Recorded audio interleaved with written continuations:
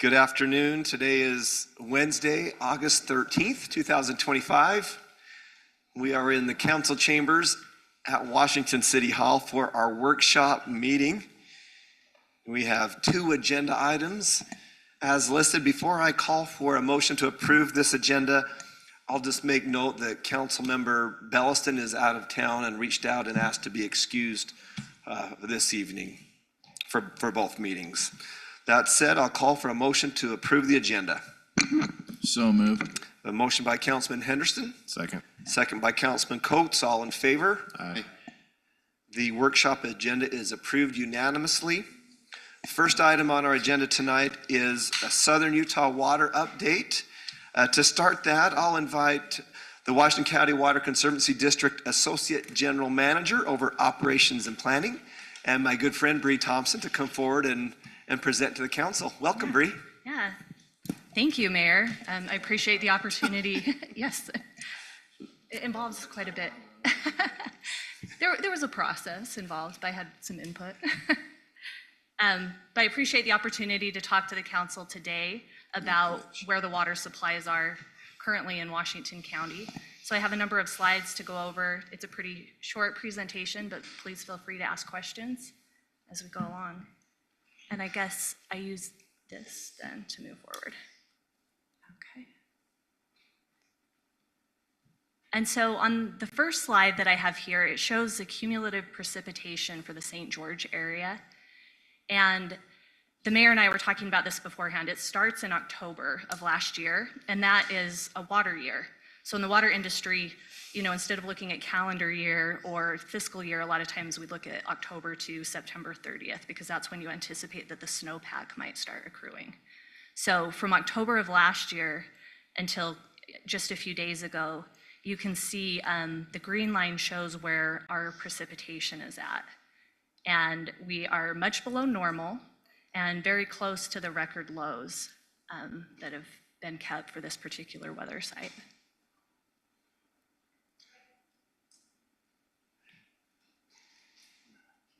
This map is of the Nevada, Utah, Arizona area. You can almost see a line that shows Washington County. It's a very faint gray line, but the very dark red colors indicate very dry soil moisture conditions, and the blue colors show more soil moisture. So you can see up by the Kolob area of the county and also the northwestern portion, there's some very dark red. So that's showing that the soil moisture in those areas is actually at levels lower than everything but 2% of the soil moisture that's on record. So Bree, will you kind of expound on, particularly the Kolob area? I mean, we rely on, best case is saturated soil and heavy snowpack, and we're dealing with dry, absorbing soil and no snowpack, potentially. Right. So why is that of concern? I mean, it's fairly obvious, but just your feedback on that. Yes, so especially going into the next water year, starting in October when we would anticipate to start getting snowpack in the mountains, you would like that to have as much soil moisture as possible, because if you get light storms, they're just going to soak right into the soil and you're actually not going to see any snow, and it's not going to build up into that snowpack. The ground will just absorb it and like a sponge, soak it in. Yeah, and so then it makes it harder to gather snow in the mountains, which is our watershed and where the water melts, and we collect the Virgin River water near Virgin. And so, the more water that's there, the more that we would anticipate having higher flows in the spring time and better spring runoff. So yeah, so it's definitely better, especially in that particular area, because it is part of our watershed. You can see that there are some areas by the airport that have higher conditions because they did receive some storms back at the end of July. And some of the county is that gray color, which is normal, but a lot of yellows and reds.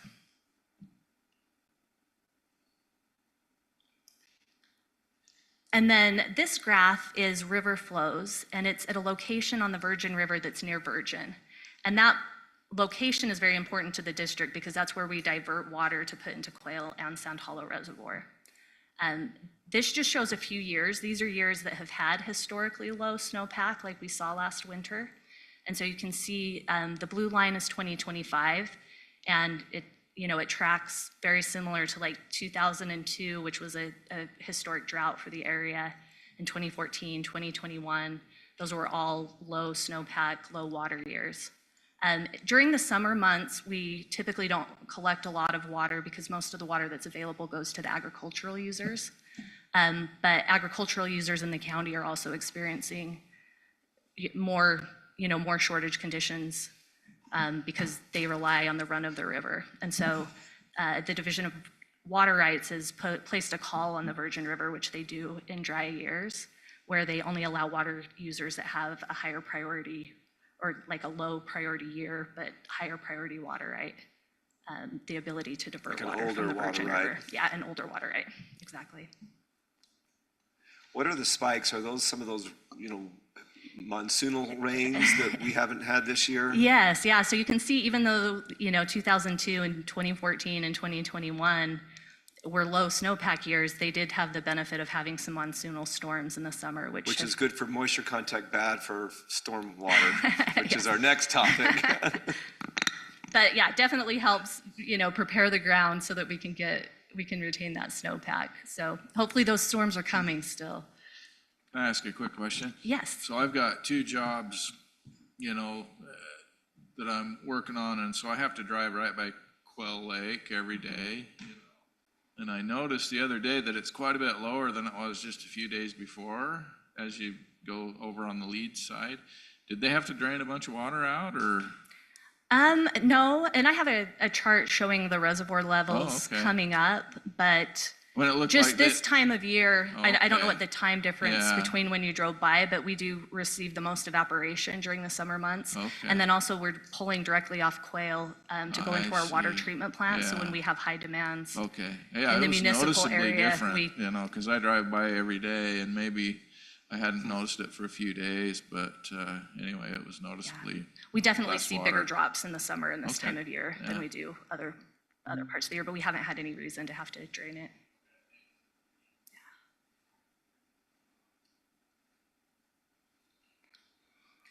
So this chart shows the water usage year to date. So this shows what was produced by all of our municipal cities that are in the RWSA, and then also the district. So the bars indicate how many billions of gallons have been produced and delivered. And then the gray line is showing how many equivalent residential connections were served each year. And so you can see that we are using a little bit more water. It's a very dry year. 2021 and 2022 were also dry years. And so what's impressive about this chart is, we are, if you compare 2021 to 2025, we are using 6% more water, but we actually saw a 17% increase in equivalent residential connections served. And so we saw an 8% decrease in use per connection if you're comparing those 2 years.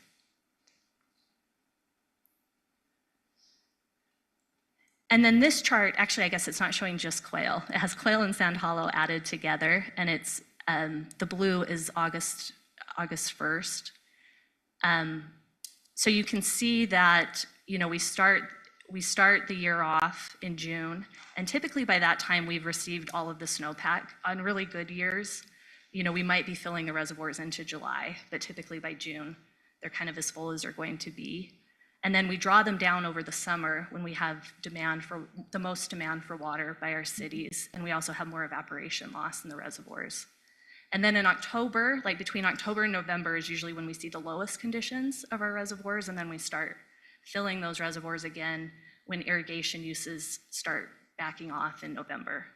And we also, hopefully have some storms and snowpack and things that are also contributing to higher flows in the river. I asked Zach the other night at board meeting about the percent full for Sand Hollow. Do you remember that offhand? I just want to kind of fact check what I remember him saying. I think the reservoirs, when I was looking, they were both about the same percentage. And so, we're Does probably about 79%? 70, yeah, See, this is 79? close to 80%, so Okay. Quail and Sand Hollow are both about a little bit below 80. So yeah, high Collectively or 70s. individually? Individually and collectively right Okay. now, that's not always the case, but it was when I looked Okay. a couple days ago. So, yeah, so about, 77, 78%. Okay. full.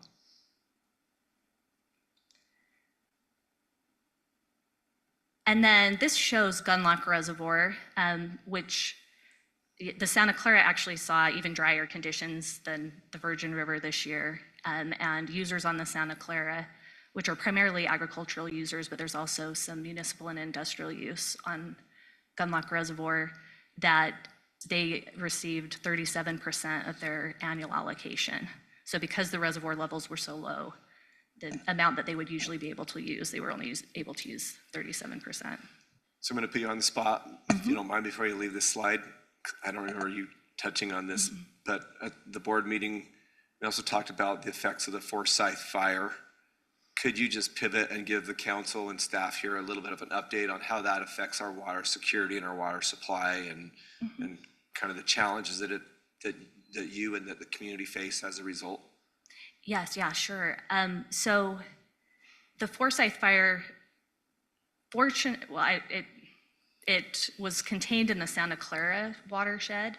It seemed like it might kind of top over and go into Quail Creek and Virgin for a while, but that didn't happen. But anytime we have a fire in our watershed, there's a potential to impact both flows and then water quality. So if you get a big storm on an area that's recently burned, there's nothing to like really retain that water, so you get a lot more flooding and you can get a lot more sediment brought into the river at the same time. And so that can cause water quality issues just because there's a lot of sediment and Ash. and sometimes that contains also nutrients. So if it ends up in your reservoirs, it can cause algal blooms later on because of the nutrients.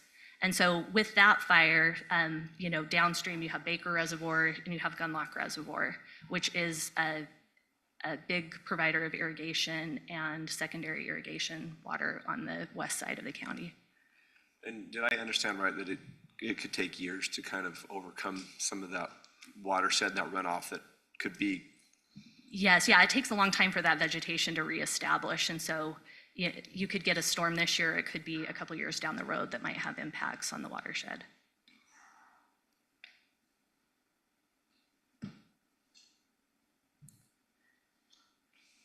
So to summarize, conditions in the county remain dry.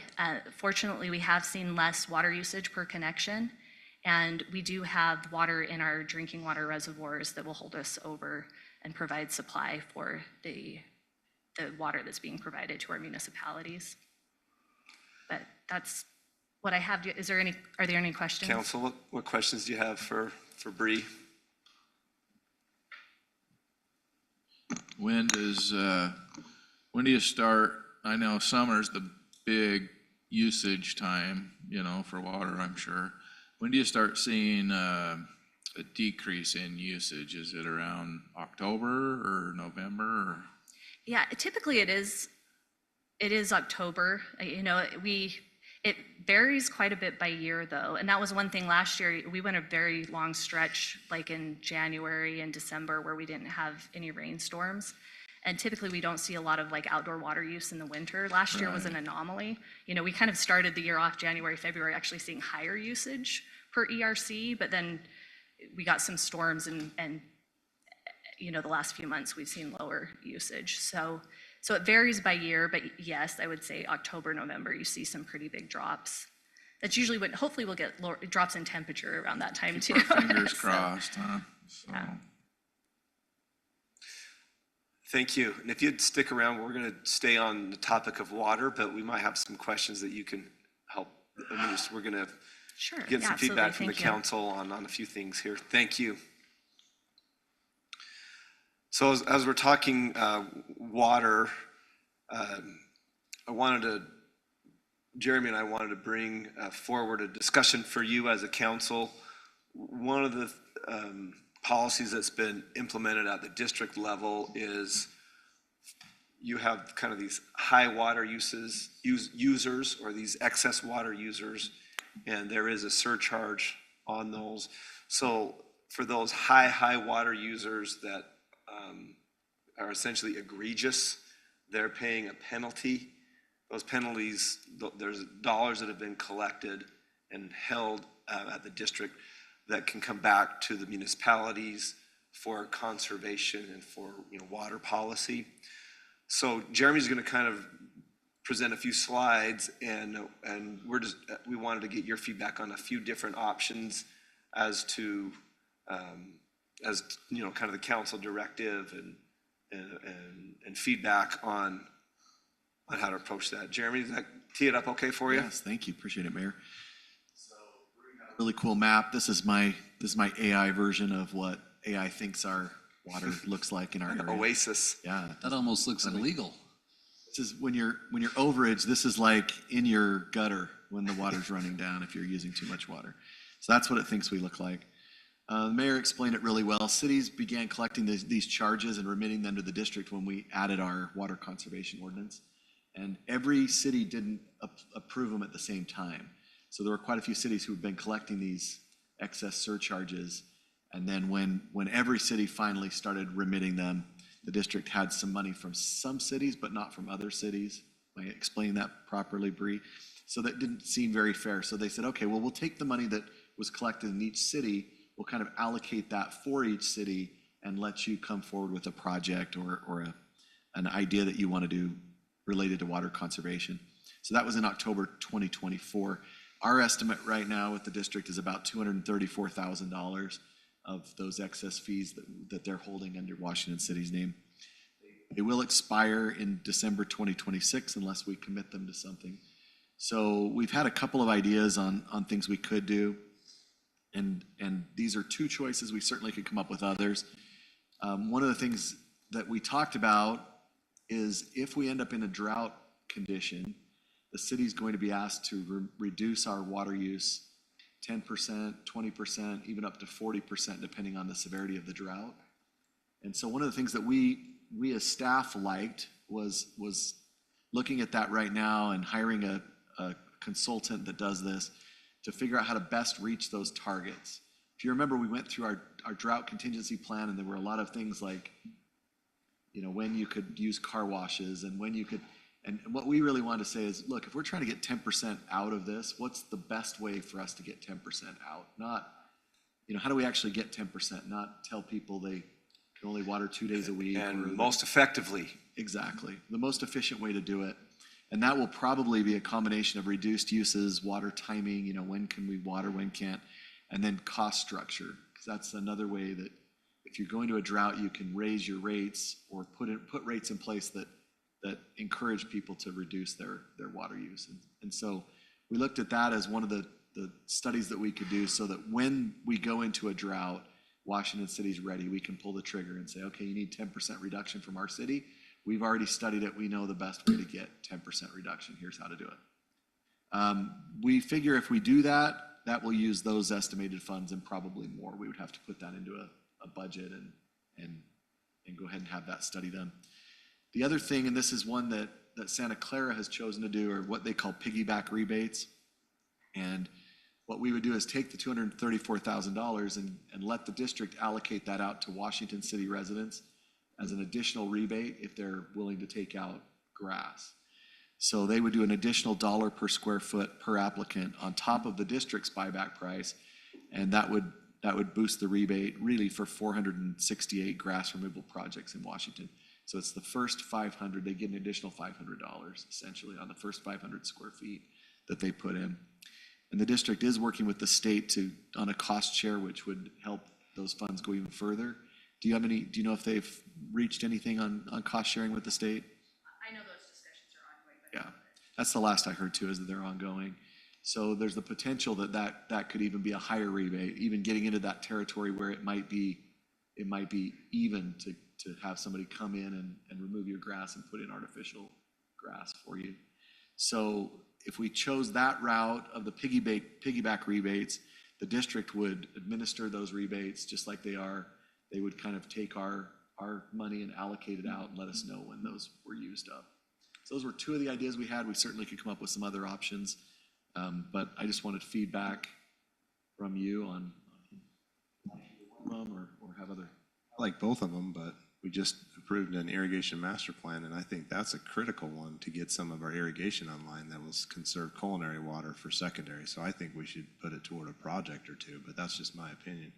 Probably not two with only 264,000, but maybe there's a small project we could utilize it with. So that's where I'm thinking, because then say you get 15 homes on it, how many, or 20 or whatever it is there a project? I don't know. I'm just saying that those doesn't make sense, but I like both of these are options. I don't really love the piggyback though, actually, I have to admit. I think there's, I don't know, are we seeing like people aren't gonna do it because it costs too much to change, or? I think what they see is that the cost to change, it's enough that if you want to do it, it's a nice little rebate that helps you do it, but it's not enough of an incentive yet for people who don't already want to switch out that grass. That's the way I look at it. Yeah, Probably a fourth of the cost of your grass removal at this point would be covered by the rebate. So if you can get that up there, if we can get it closer to 100%, then we'll do it, but $2 a square foot right now. $2 a square foot. This piggyback would make it $3 a square foot for the first 500 square feet, and then it goes down after that, and then it goes to $1 after 1,000 square feet, something like that. So it kind of decreases as the grass removal gets larger. I actually think what Councilman Coates says is really interesting. I like the idea of a study because with the conversations with the kind of the members of the regional water supply agreement, we have like the board and the district has stopped short of trying to like dictate exact measures for each member or municipality to take. They just have kind of said, when we hit these drought levels, you need to take action. So I see a lot of wisdom in what Jeremy and the staff are recommending with the study, but I also like the idea of, I would rather not spend it all on a study. I think there is something to be said by, let's do some projects too. So I like the direction that the feedback Councilman Coates gave, but I'd like to hear the other thoughts too.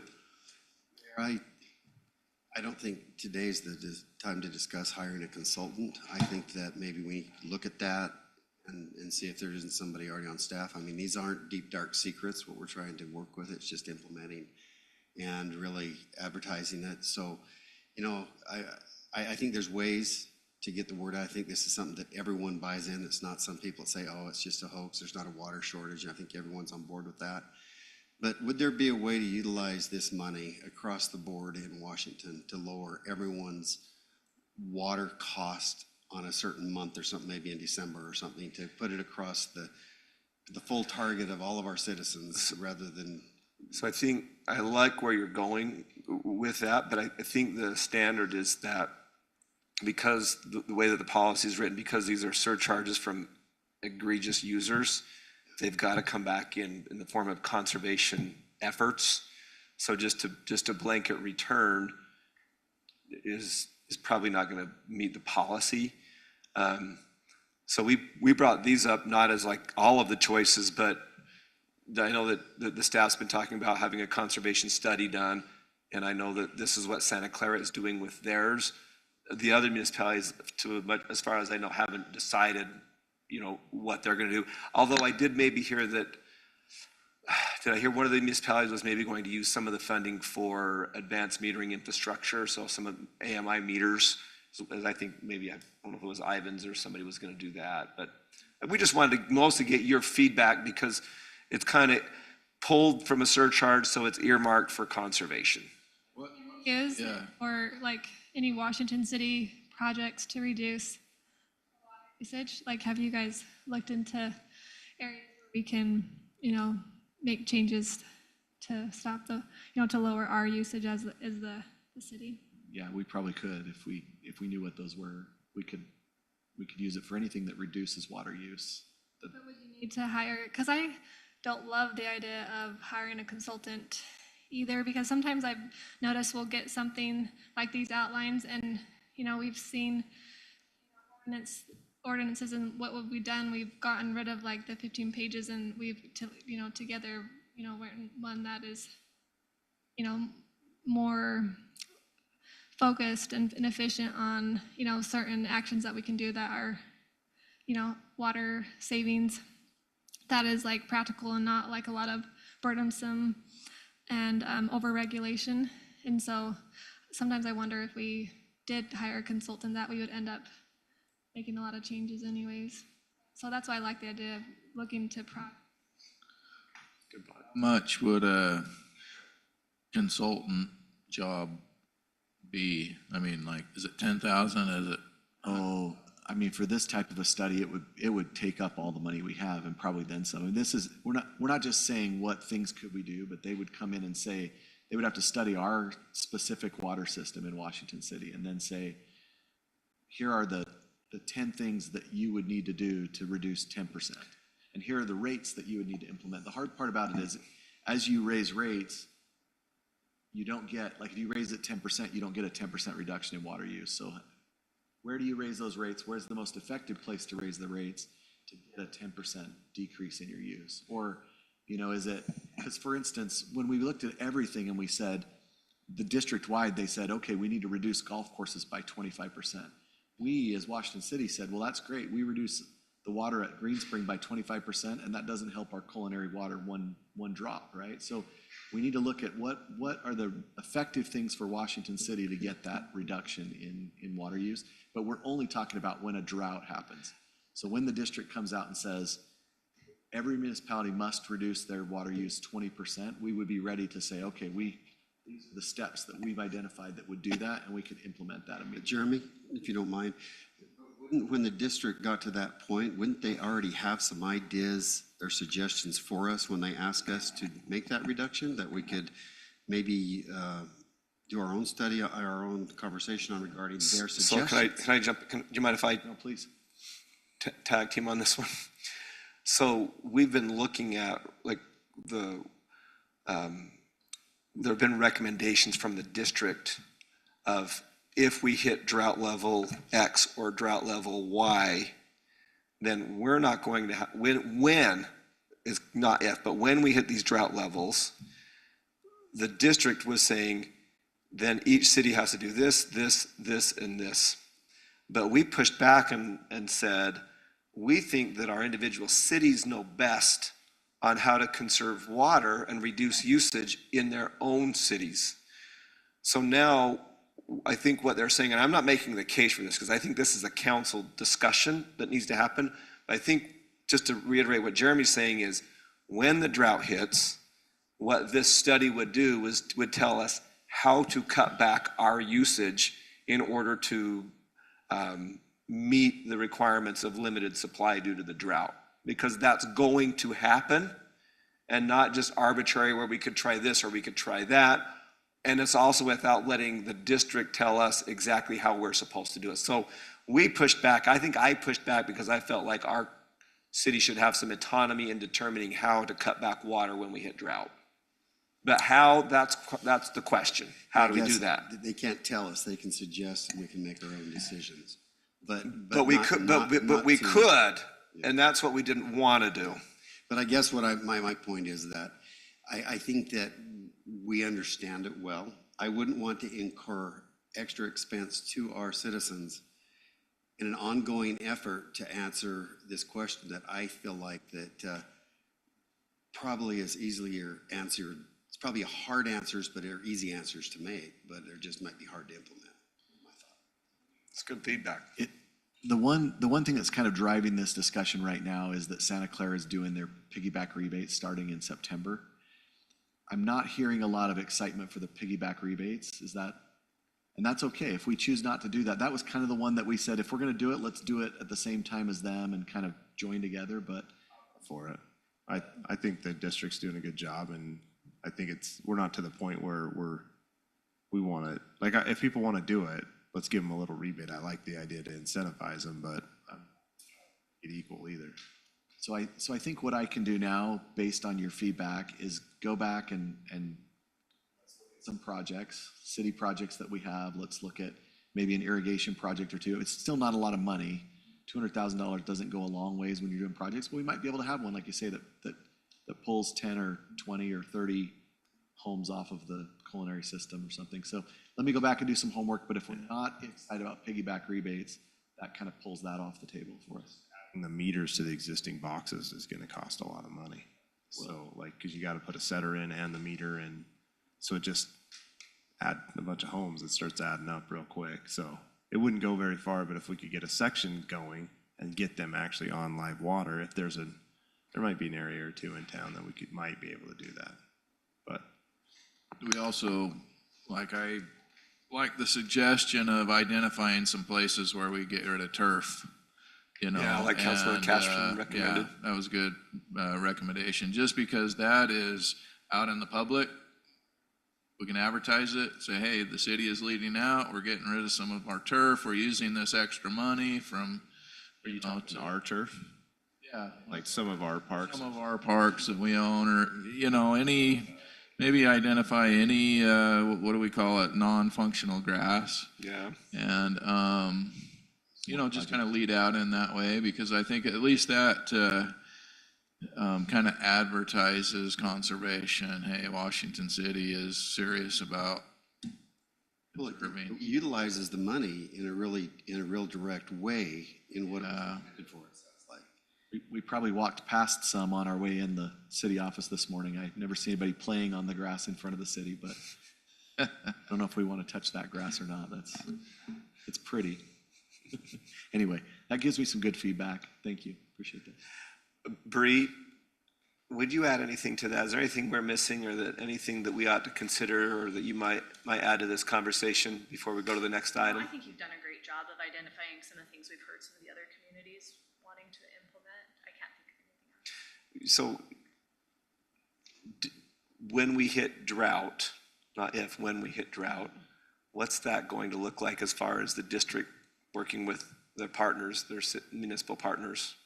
Yeah, and I think we still want to have additional conversations on that. Nothing has been set in stone, but what's been proposed is that we have a model that would identify different stages, and the technical committee that meets every couple months would review that data and make sure that they felt comfortable with it.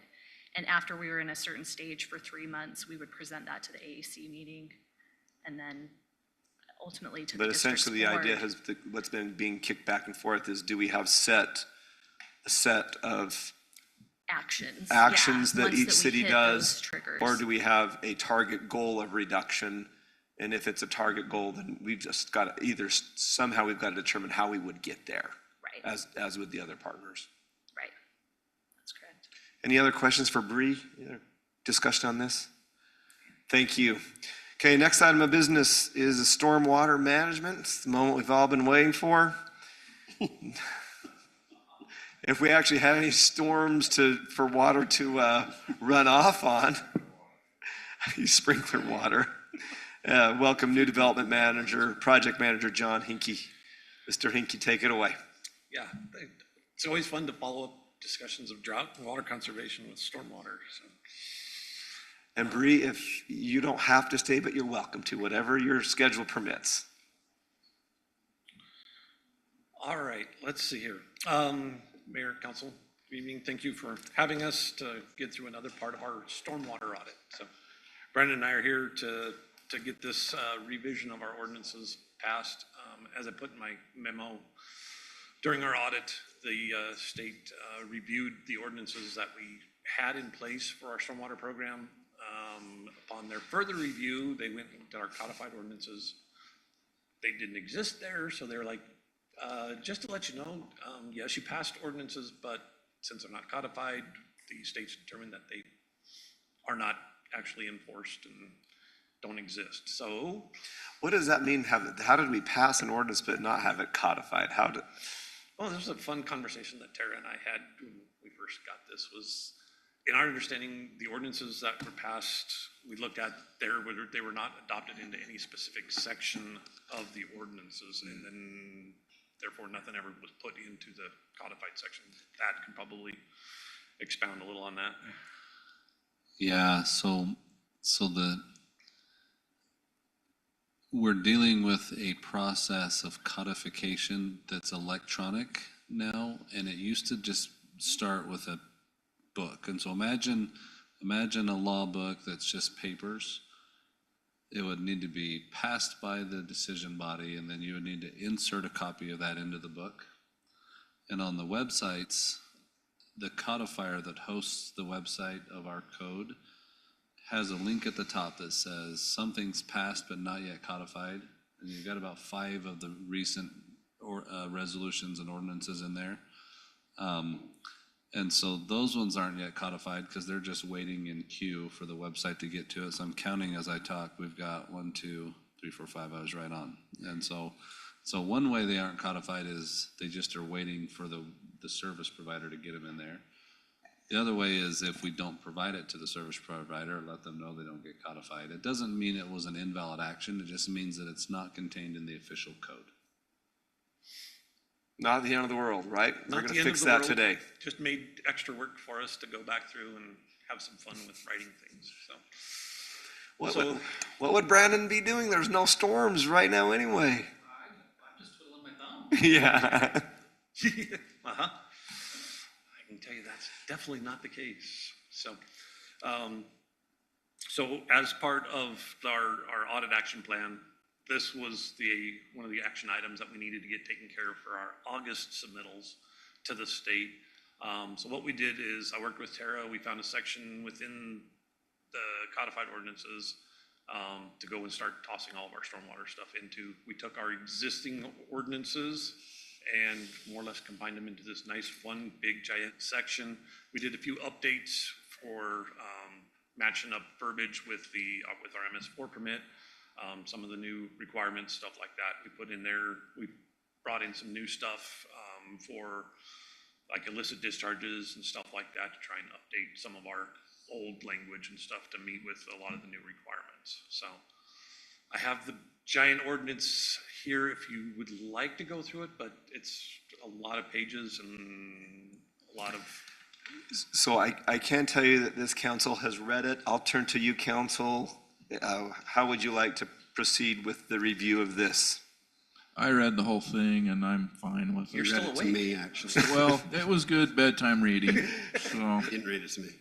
I did read it, so I'm interested in SWIP. It's one of my things that I'm interested in, and you guys are doing a great job on SWIP, and so, but I didn't see anything that I didn't like. I mean, it's basically just all the same stuff that we've been doing, but it's just all written down now, right? Yep, So- all written down and made to look all nice and pretty and get updated with our current regulations. So, I don't have a problem with it. My question is probably more for Mr. Segmiller. So we've had past enforcements where these were not codified. Are we in good standing with all that type of? Yeah, the fact that it wasn't codified is just one detail about it being difficult to find or not accessible in the city's website. But the fact that the council had passed it and adopted it, that's really what puts it into law. Right, thank you. And so there could be a defense of, they'd say, hey, we went to your website, didn't find it, so we didn't comply. So they might be able to have a defense to a fine or a penalty if that's what was going on. But it doesn't mean it wasn't legitimately passed and presented to the council. See any benefit now to reviewing these and updating them with current times? Because some of those dates are kind of old. I mean, no, everything what we've updated into this new one is the best way forward for us. Yeah. Do you find that most people try to follow the rules, or do you guys have to, is that a bad question to ask No, perhaps? not at all. Yes, they do try. I won't say that they don't try. They do try. It can be very tough for, especially I would say for the mom and pop home builders, the ones that are building their own home or something like that to comply with stormwater regs. They don't deal with it on a regular basis. Your big builders, your big contractor stuff deal with it on a much regular basis, so they're more accustomed to it. But yes, people do try to comply, and it can be quite confusing, especially when we start getting new permit regulations. The legislature jumps in with some new legislation that, takes things and turns them on their head. Like this last one where we went away from our historic deal of trying to just work with folks, go to a red tag if that we can't get them to comply, to now having a short time frame and putting them in and fining them. which that's catching a lot of people by surprise and having to deal with fines. But most people do try to comply, and a lot of the items that we find out there regularly are small items that we usually, after a follow-up or two, we can get them into compliance. But it's also a little bit more interesting when we have dry conditions and people are trying to keep dust down, because we get the dust complaints, and then of course you put water down and then you can get track out and stuff, so. A while back, somebody sent me a picture of a non-compliant job site. I won't mention any names, but anyway, it was out there somewhere up on the Washington bench, so. What? Never. We're aware. I recall some Did it appear that, that's going down to another field. I don't know. Their drainage. picture appear that the individuals were trying to comply with all sections of the code?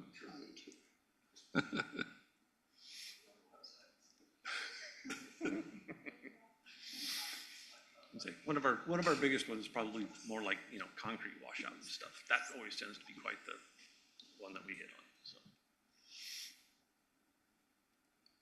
One thing I noticed on that as I was reading it, that it is okay to, like if you're, I don't know much about swimming pools, but sometimes you pump out your swimming pool into the gutter, so that is okay? Because I've heard, differing opinions from different SWIP inspectors, so tell us about that. Yes, we've been having quite the discussions about swimming pools. I didn't ask him to ask that. Sure. I'm dead. Yeah. We had, yes, so yes, discharging of your pool water is legal into the stormwater system after it's been dechlorinated. Okay. Yes, so that's the big issue there, is dechlorinating it before it gets into the system. That makes sense, okay. Don't All right. just go out there and start pumping right into the gutter. Okay, that And makes sense. we do get calls about folks, discharging their pools. We'll run out there with one of our test strips and go, yeah, it's been dechlorinated, it's fine. So occasionally we'll catch somebody that's just direct discharging. Council, this is an action item on the regular meeting tonight, so we can have further discussion then, but if you have any detailed questions, you've got the author and the enforcer of the ordinance right here. I'm gonna say the enforcer's on this side of me. Chief? Yeah. So, reviewing the ordinance and everything, it looks like there's the intent for enforcement more on a civil or administrative level. However, the ordinance shows that it's a Class B misdemeanor, which then eliminates any enforcement from a civilian employee from the city. It would have to come from sworn law enforcement. So it's my ask, if it wants to be carried out and enforced through the water department or code enforcement even, that we make it an infraction versus a B misdemeanor. Looking at the fines, it looks like it's a $100 fine or a $50 fine or whatever. But if it's a B misdemeanor, then it carries jail time, which then the state regulates that only law enforcement can enforce that, so. Thad, Yes? you understand misdemeanors and infractions Yeah, I'll look closer at it. Sometimes the ordinance just says. on every level, you understand those? I have very personal knowledge of misdemeanor infractions. Sometimes the code has language that says the penalty for violation would be the same as a misdemeanor.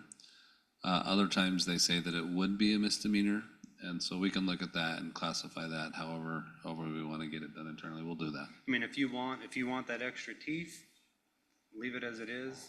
We'll gladly partner and go and enforce that with. I don't think we should Water do that. department. My opinion is we should make it as minor as possible because people are trying. It's a difficult, confusing code. Like, I'd hate for some poor person not understanding. It's what's only going on. up to a year in jail with a $1,000 fine as a B misdemeanor. Yeah, but if you So- send my grandma to jail because she emptied her pool water out inappropriately, I think I'd be a little upset. Straight to Chad. So, I agree with that assessment as well. We need to work together to find a way forward. Comfortable with this? You feel like you have the teeth you need? Thanks, Chief. I appreciate that feedback.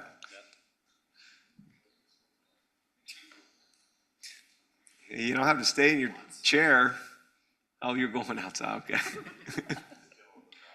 Yeah, we're totally good with any revision in regards to that enforcement stuff. We were grabbing language from old ordinances and stuff and putting it in. So if we've got, a little over an hour between meetings, maybe just look at that language and give the council some feedback when it comes back up later tonight on, sounds like the collective feedback from the council was to make that an infraction rather than misdemeanor, and that they are, council is pleased with the excellent work that you've done on drafting the ordinance, and we promise to get it codified this time.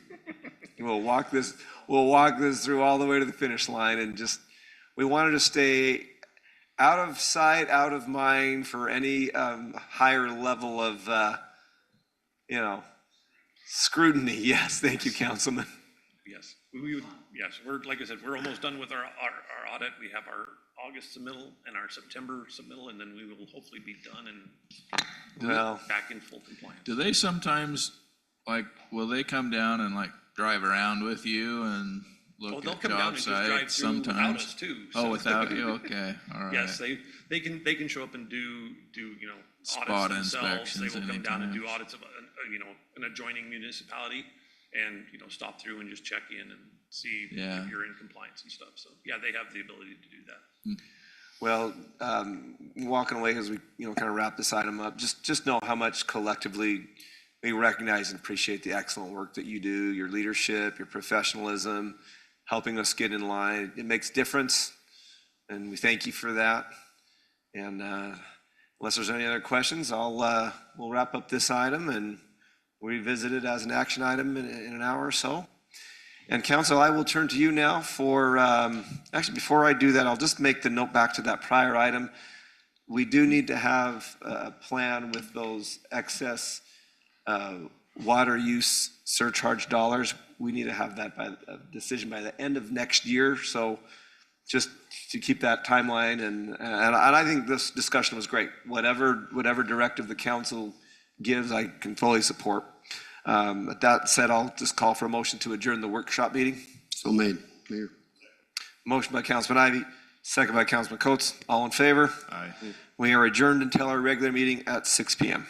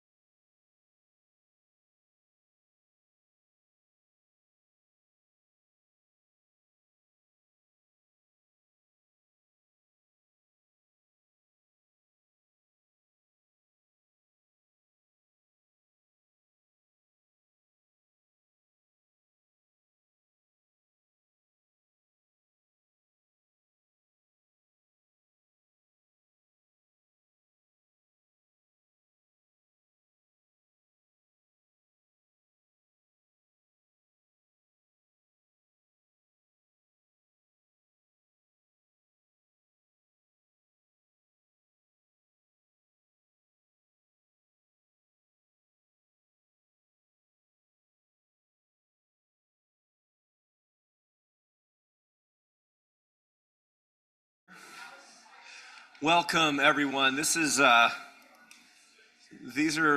some of my favorite meetings when we have the community here at Washington City Hall in the City Council chambers. We're about to have our regular meeting, which we hold the second, fourth Wednesdays at 6 o'clock. Our meetings are streamed live, and they're also archived at washingtoncity.org/meetings. So if you want to watch them remotely or watch them later, you can do that on your own schedule. Council, before we start, I would just like to excuse Councilman Belliston. He's traveling and asked to be excused from the meeting tonight. And I'd also like to recognize Gary Webster, a Washington City resident, and he works for Senator Mike Lee's staff, and he pops in once in a while, and he's just been a great resource and help there at the federal level. Appreciate being here, Gary. Council, for you, I'll tell you that we do not have need to go to closed session tonight. And so that being said, we'll start with an invocation and then a pledge of allegiance, after which I'll ask for a motion to approve the agenda. So we'll start with the invocation by Major Bob Schmig of the Salvation Army and part of the Interfaith Council. Major Schmig, anything you'd like to say, and then lead us in prayer. Well, it's just an honor to be here with what's going on, and it's always an honor to be able to pray and lift up to the Lord our leaders and the goings on in the town. So thank you for having me here and allowing me to do it. Let's pray. Father, we thank you for this great opportunity to recognize others, to recognize those in our fire department, to recognize the young people and the softball team and all the other things that will be recognized here. We pray for the decisions that will be made, that your guidance and wisdom would lead the way. We pray for your protection upon all of our leaders and our first responders, and we thank you for allowing us to be in Washington, and we thank you for the weather and all the things you give us every day that we sometimes take for granted. In Jesus' name we pray, amen. Amen. Thank you, Major Schmig. Appreciate your faith and your service in our community. I've asked Councilman Brett Henderson to lead us in the Pledge of Allegiance. Please follow me with the Pledge of Allegiance. I pledge allegiance to the flag of the United States of America and to the republic for which it stands, one nation, under God, indivisible, with liberty and justice for all.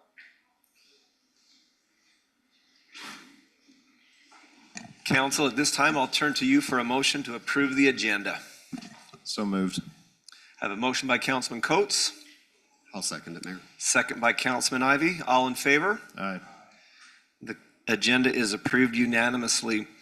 We will start with announcements. And we are pleased to welcome the Washington City Little League Softball Majors team, who is also Utah State champions.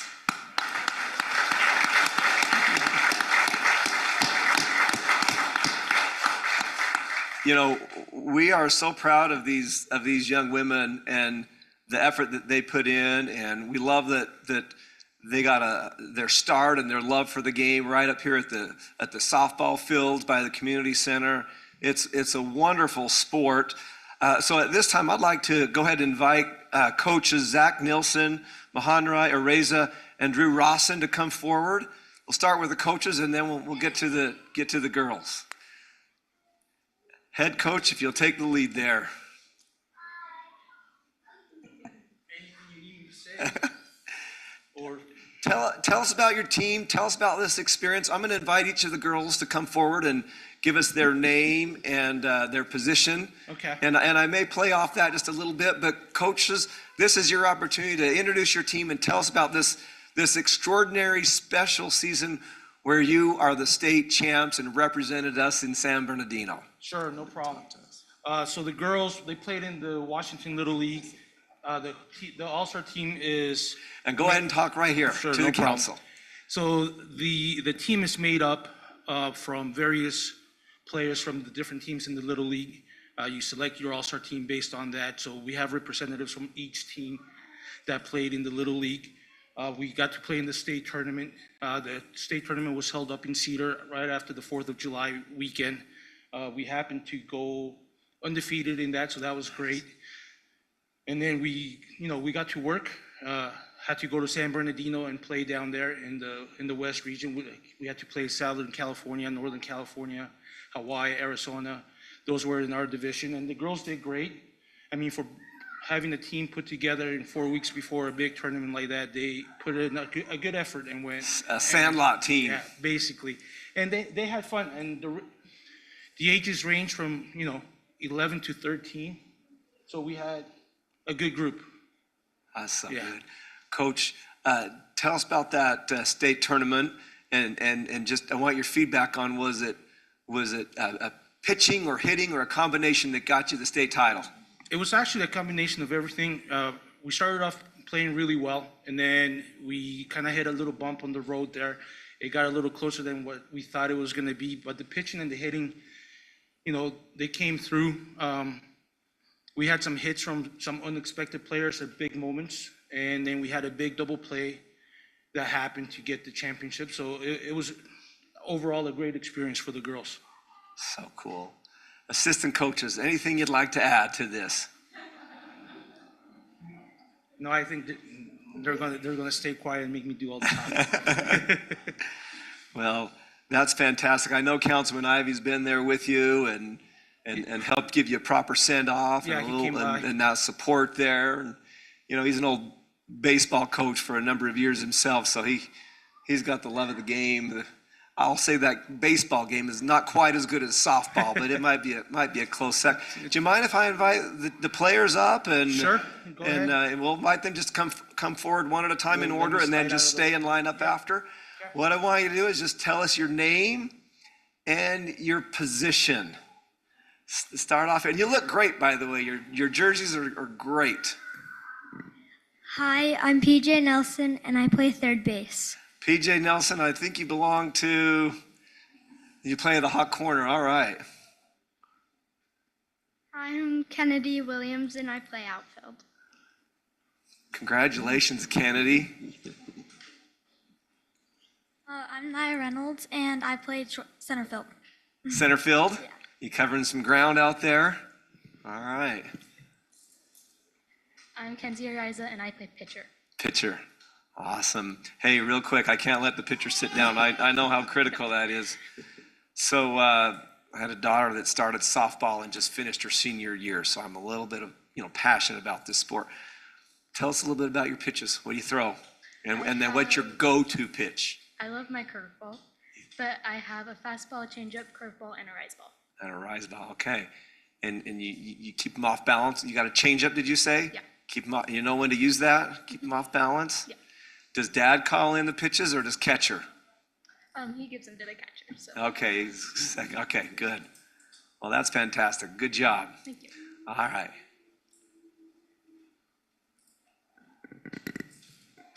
My name is Brielle Rawson, I'm catcher. Say it one more time. My name is Brielle Rawson, I'm the catcher. Brielle Rawson, fantastic. So you're making, catcher's an important position too, right? You're kind of the field general. You're like the quarterback out there. Yeah, and is dad okay as a coach? He treats you okay? He's not. He's like this. He's nice to you after the games. You'll get ice cream and stuff, I hope. No? Okay. Coach, that's what you. Next game, you go for ice cream. Councilman Ivy will pay for it if your dad doesn't. Sure. My name's Oakley Lambert, and I play second base. Second base, all right. I'm Aisley Sandberg, and I played outfield. Aisley, congratulations. My name's Olivia Spears, and I play pitcher and outfield. Olivia Spears, okay. Hold on. Don't hurry away or I'll make you talk even more. So you pitch as well. Yeah.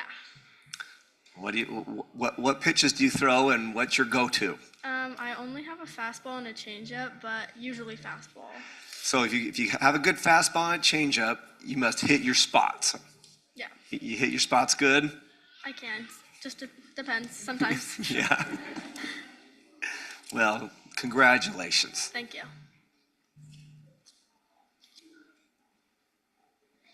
My name is Jaylee Robinson, and I play left field. Left field. Congratulations, Jaylee. My name is Gia Spearing, and I play shortstop. Okay, tell me your name one more time. Tell us your name one more time. Gia Spearing. Gia. Okay.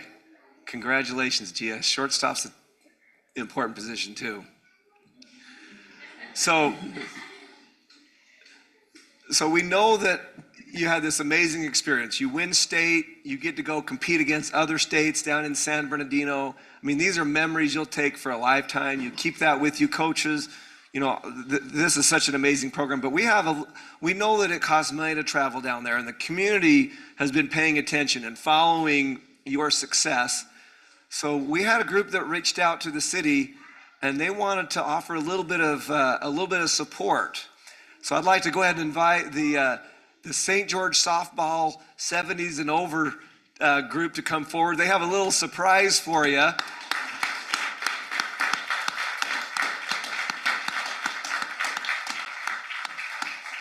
You know, softball's one of those games you can play forever.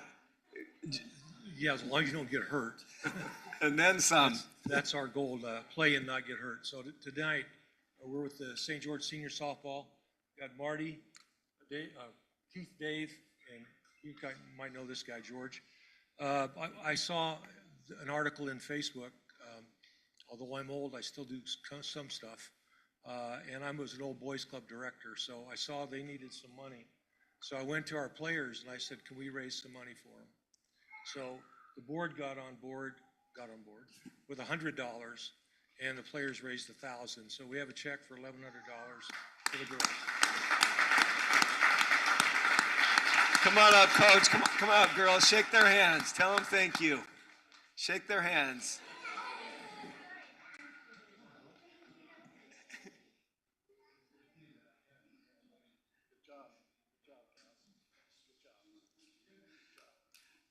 Coach, do we trust you or your wife here? Who do we trust with it? Miss Spears? Is Coach Spears around? Hey, if you gentlemen, that is so generous. Thank you so much. Before we let you sit down, we'd just like to get a picture with you and the Utah State champs, and Jordan will take the picture. We'll get you some copies of that, and that way, we want to recognize and thank you for that generous contribution. Ladies, come in and fill in half and half on either side of these softball players. Council, we'll come down behind you and we'll get a couple of pictures. Just like to say, I hope that these girls are still playing when you're 78 years old. Okay? That's right.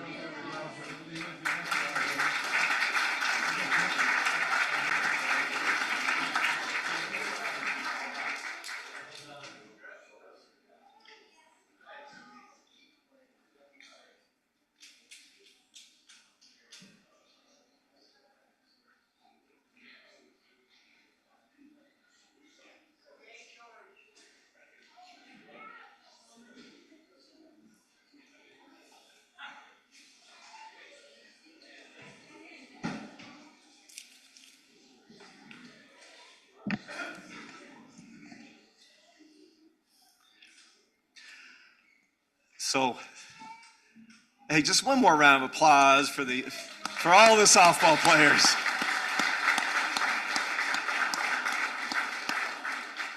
Coach, your players are excused, and you are, if you'd like. If you'd like to stay around, we have the oath of office for some new firefighters and captains. You don't have to stay for that, but it's quite inspiring if you'd like to. So either way, guys. Got to get to practice. Have a great night. Thank you.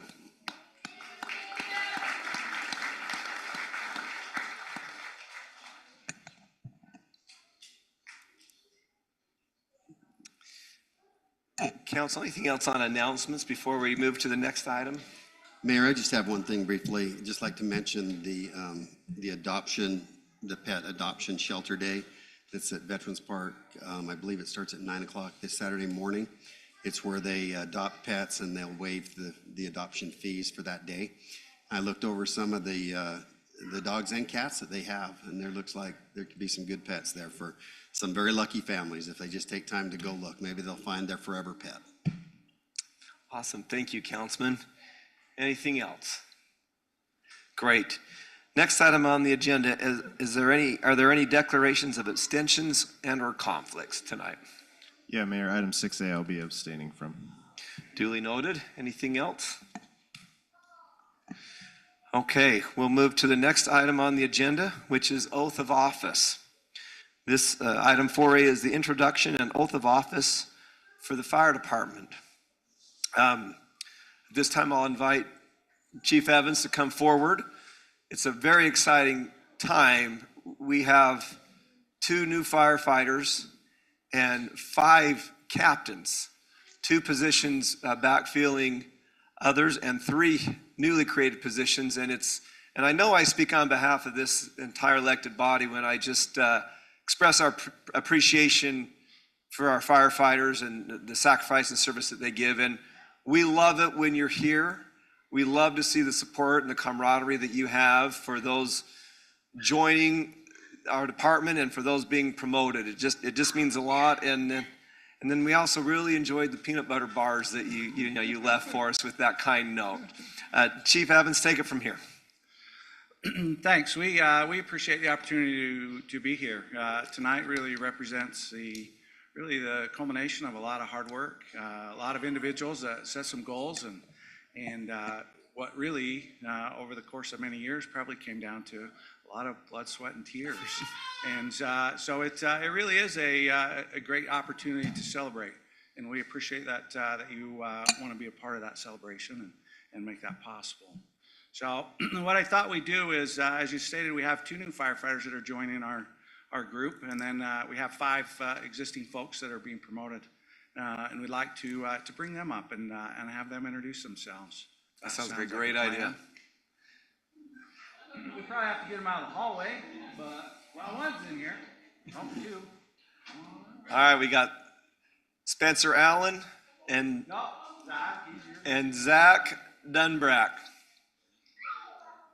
We'll start with Zach because he was faster than Spencer. Just the little legs.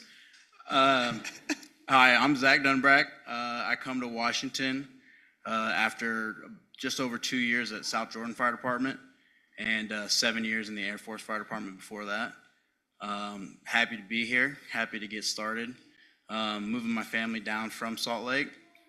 So unfortunately they cannot be here right now because school takes precedent. Yes. Kiddos got to do that. But hopefully we can sell our house soon and get down here. So really looking forward to starting and being here and part of this. Well, we can already tell you're going to be a perfect fit here. Thank you for your service in the Air Force as well. You're a public service kind of guy. Just tell us about your family. I know they can't be here tonight.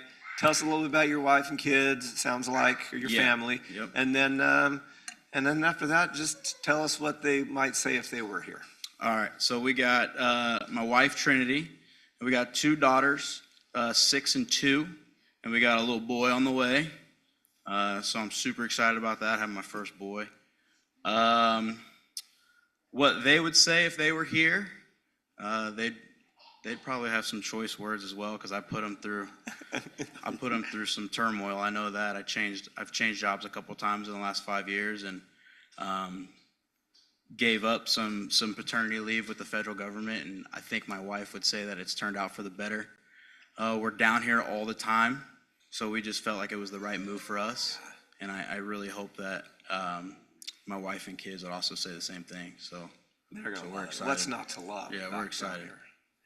Council, anything you'd like to say or interact with firefighter Zach Dunbrack? We're excited to have you here. Yeah, so thank you. Thanks for having me. Just welcome. You'll find that as you sink your heart and soul in this community, you'll give it back. Yeah. Tell Trinity and your daughters that we welcome them down here as well. We look I will. forward to welcoming them, I will. okay? Yes, sir. And anything you need, call Councilman Coates, all right? All right, perfect. Okay. Yeah, not a problem. Thank you. Thank you.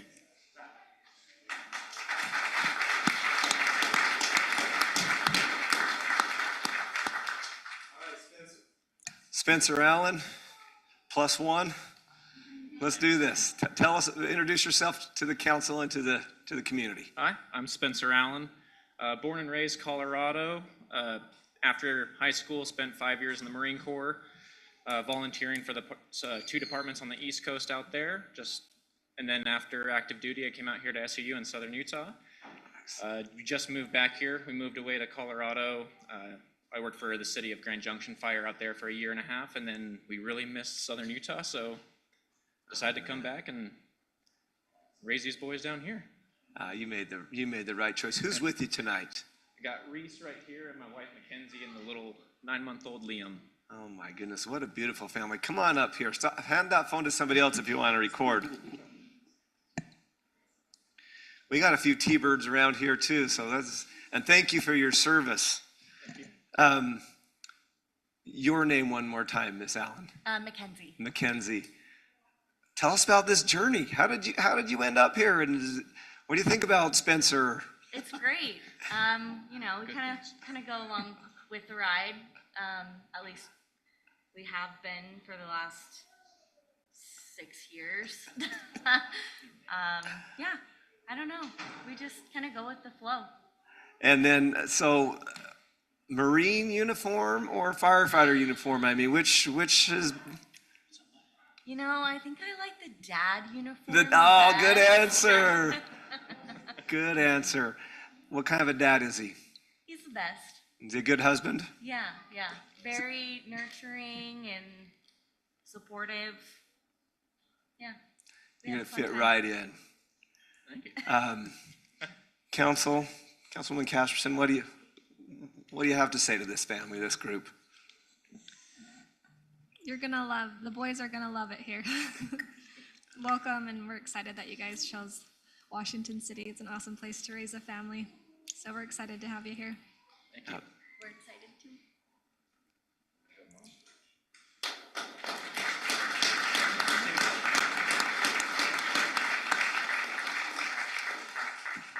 Chief, are we doing the firefighters and the captains or all at once? Whichever you prefer. You want to swear these guys in? Yeah, let's do that. Let's pin them and get some pictures for them and.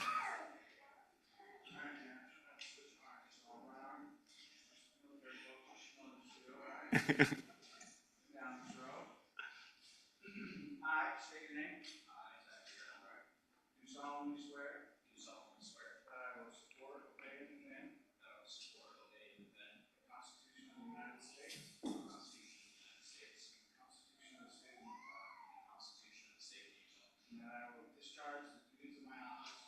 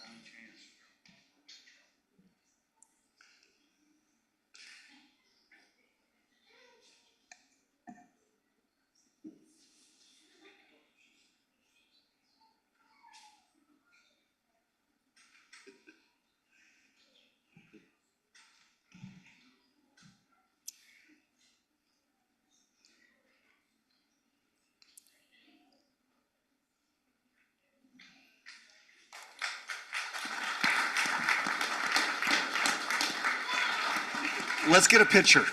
Let's get a picture. Council, let's come down. We'll welcome them. We'll get a picture here.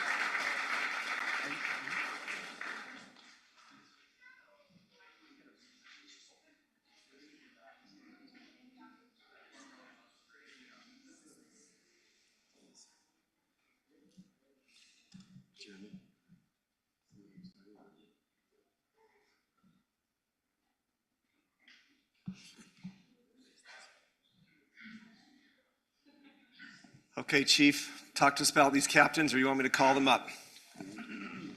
We'll talk a little bit about it. I think it's, obviously we're a younger organization and we're not the largest either. To promote 5 people at the same time is quite a feat. I think it speaks very highly of the caliber of people that we have. There's a lot of organizations that even at this first level supervisor would have to go outside. We have more people ready to take those positions. And it really speaks to their drive and how dedicated they are to the profession. It's been amazing to watch them. A lot of them from really pretty early in their career and set that as a goal, and the work that they put in to accomplish where they're at today it's pretty inspiring to watch, to be honest. So extremely proud of all 5 of them, and super excited for the leadership that they're going to bring to the fire department. You can talk to really any chief, and we'd all say the same thing. The most important leadership role in the fire service is the captain. They're the ones with the crews, they're the ones on the calls, they're the ones really doing the work. And these 5 are become a part of a really great team of captains that we have, for sure. I'll let you call them up. Okay, let's do this. I think this sounds good. Maybe you're already being called by captain, but I think having this said out loud in a public meeting on this special day means something. Let's start with Captain Clint Nelson. Captain Nelson.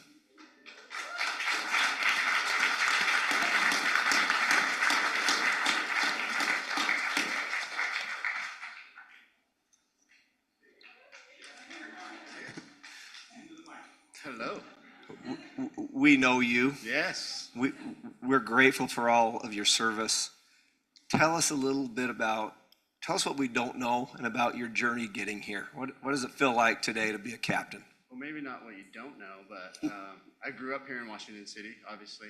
This was home up until just a while ago, but I love this city. I love serving this city and this department, and that's a little bit about me. So, and I grew up with you and with other people around here, played ball on these ball fields. Went to school at this elementary school, so I'm honored to be able to promote for this department and serve this community and take a step up in this department. That's wonderful. Does Jessica happen to be here with you tonight? Jessica.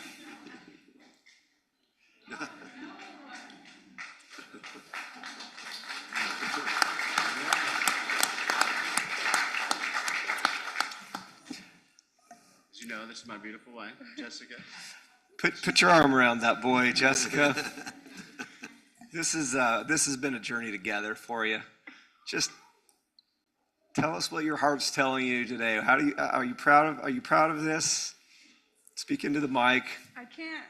I know. Most of you know that we're very emotional, passionate people, and I'm very proud. I'm very proud of it. And us. It's been a long road, and it's been fun and an adventure, and it's been great. It's been fun. And he's ready to lead? Yes, he was born to lead. At home, at work, everywhere. Just kidding. Well, we couldn't be prouder of you.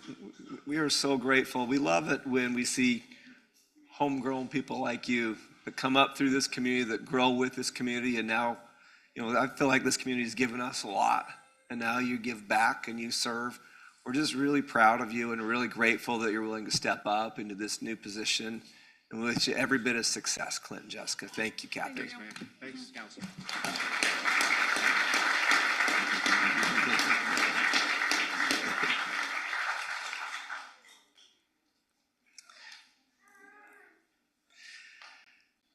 Captain Chris Noel. I never actually thought I would say Captain Noel, but here we are. I'm kidding. Come on up here.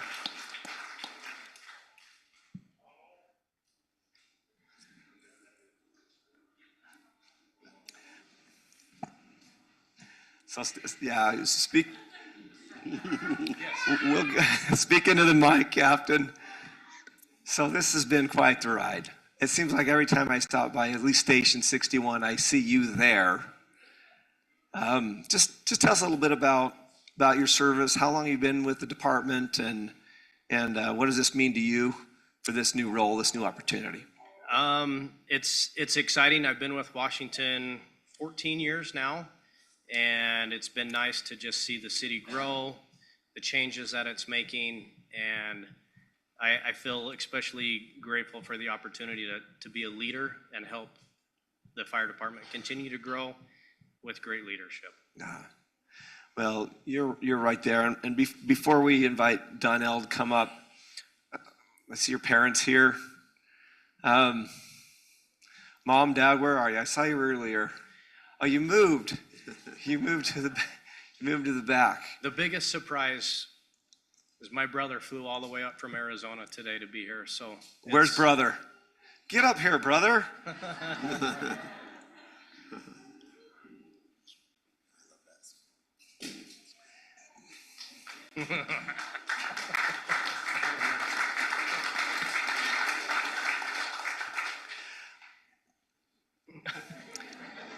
So, speaking to the mic, tell us your name.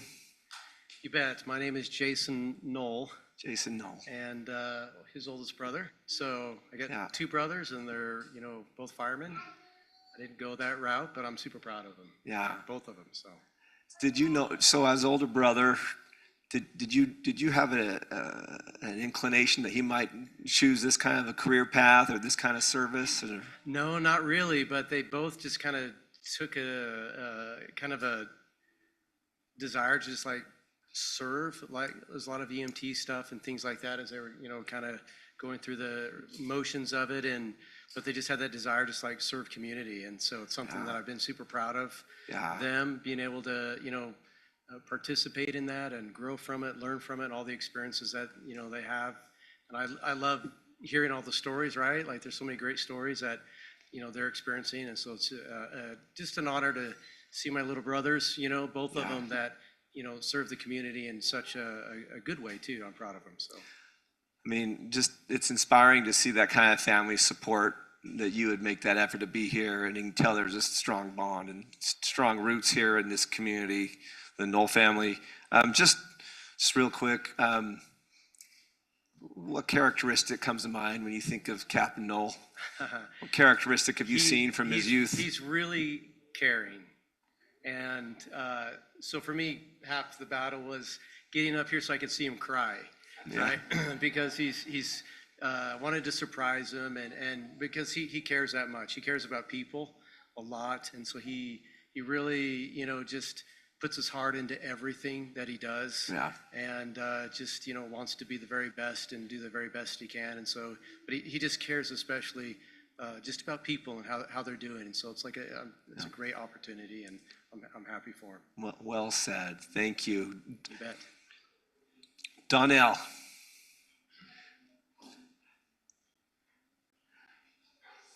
We met you were taking a flight, and I about got on the wrong flight, and I appreciate you guys directing me back in the right way. Put your arm around him.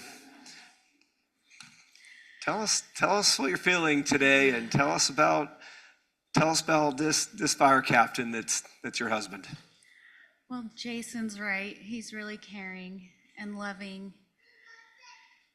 and kind and considerate and smart. He's somebody that you want by your side in an emergency or any situation. He can make something out of nothing. I don't know how he does it, but he's just nice to have by your side at all times. What kind of growth have you seen during his career as a firefighter over 14 years? A lot. From this, day one to here we are. He works hard in a lot of areas, actually. He also owns a business, and like he's just always working. But I know firefighting is his passion and what he loves to do the most. So, Captain, I'll give you the last word. What does this kind of support mean from your family, your brother in this brotherhood, sisterhood, this family? You want me to cry? Is that what you're I'm trying to really get me to working do? yeah, I'm not gonna, we're old friends, so I'm not letting you off like that easy. I am very grateful that my family's here, and they mean the world to me.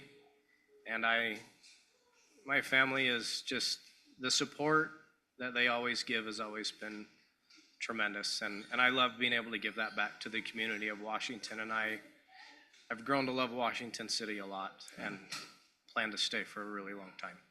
Well, we expect that. Congratulations.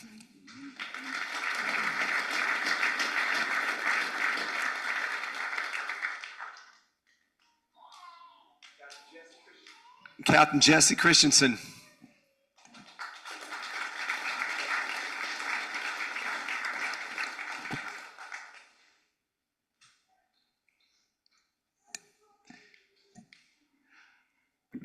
Hello, sir. Welcome. Just talk to us a little bit about your journey. Just reflect back a little bit on where you started and where you are today. What does that mean to you? Yeah, so I started firefighting back in 2016. I was on a hand crew for Salt Lake One up in Salt Lake County doing wildland firefighting, actually. And then I learned pretty quick that I like the structure side of things a lot more. So I got hired by the South Jordan Fire Department, Chief's old stomping ground. And then I came here, and it's been incredible. I've been here about 3.5 years, and I've loved every second of it. When you think back on these 3.5 years here in Washington, what's been most impactful to you?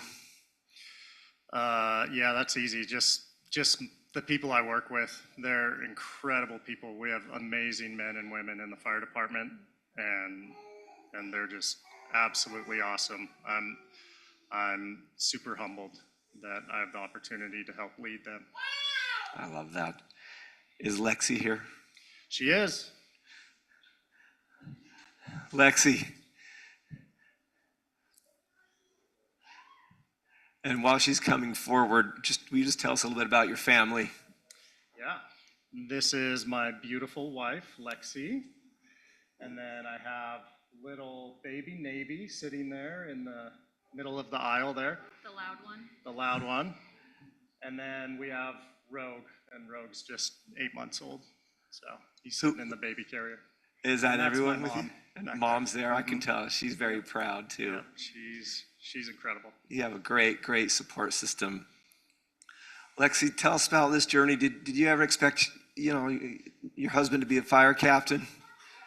I did, because he excels at everything he does. He's just one of those that he works really hard. He doesn't just learn something. He literally studies everything he can about it. He buys books. He reads every article he can get his hands on. So it didn't surprise me at all. I was very proud of him. What have you noticed and appreciated about just the culture of being in the fire industry as part of this firefighter family? Yeah, it's very family oriented, which is so great, especially when you have 2 kids under 2, because it's kind of wild having kids, and we don't live near any family, so just having support in his work has been amazing. Which is also really unique to Washington City and the culture we have here. It's awesome. And we all know where that starts, right? At the top with Chief Evans. We know that he sets that culture, and we know that he builds leaders, and family is such a big part of that. What would you want everyone else to know about your husband? What would you want everyone to know about Captain Christensen? Can we turn this thing off? Actually, just speak right into the mic there, Alexi. Jesse is the first to admit if he doesn't know something, but he'll also do everything he can to find it out, and he'll research it. He'll go to people that know more than he does, like his, superiors. So if there's ever a concern, he takes it very seriously, and he will always try to do the best he can for his team. Is he a good husband and father? He's a great husband and an even better father. Good answer. Welcome, Captain. Thank you, sir.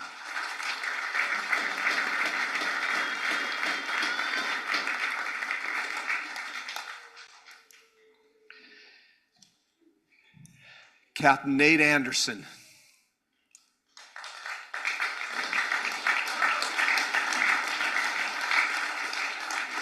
You know, for just a minute, I thought the captain was wearing the hat here. He probably is the real captain. He looks good though, right? Congratulations. Thanks. Tell us about your journey. Started in the fire service 2009 with Hurricane Valley, and then I've been with Washington City for the last 6 years. Happy to be here. It's a good place. We love it. Who's we? Tell us who we is. Family. We have the super supportive wife, Beth Anderson. Stand for everyone. Don't stand. We have 3 boys. Graham up front. Guy in the hat, that's Finn. And then crew is back there with my sister in the green dress. Who? If you're here with Captain Anderson, you just raise your hand for a minute. We just see you all here. Look at this support. This is fantastic. Beth, I just want a little more from you.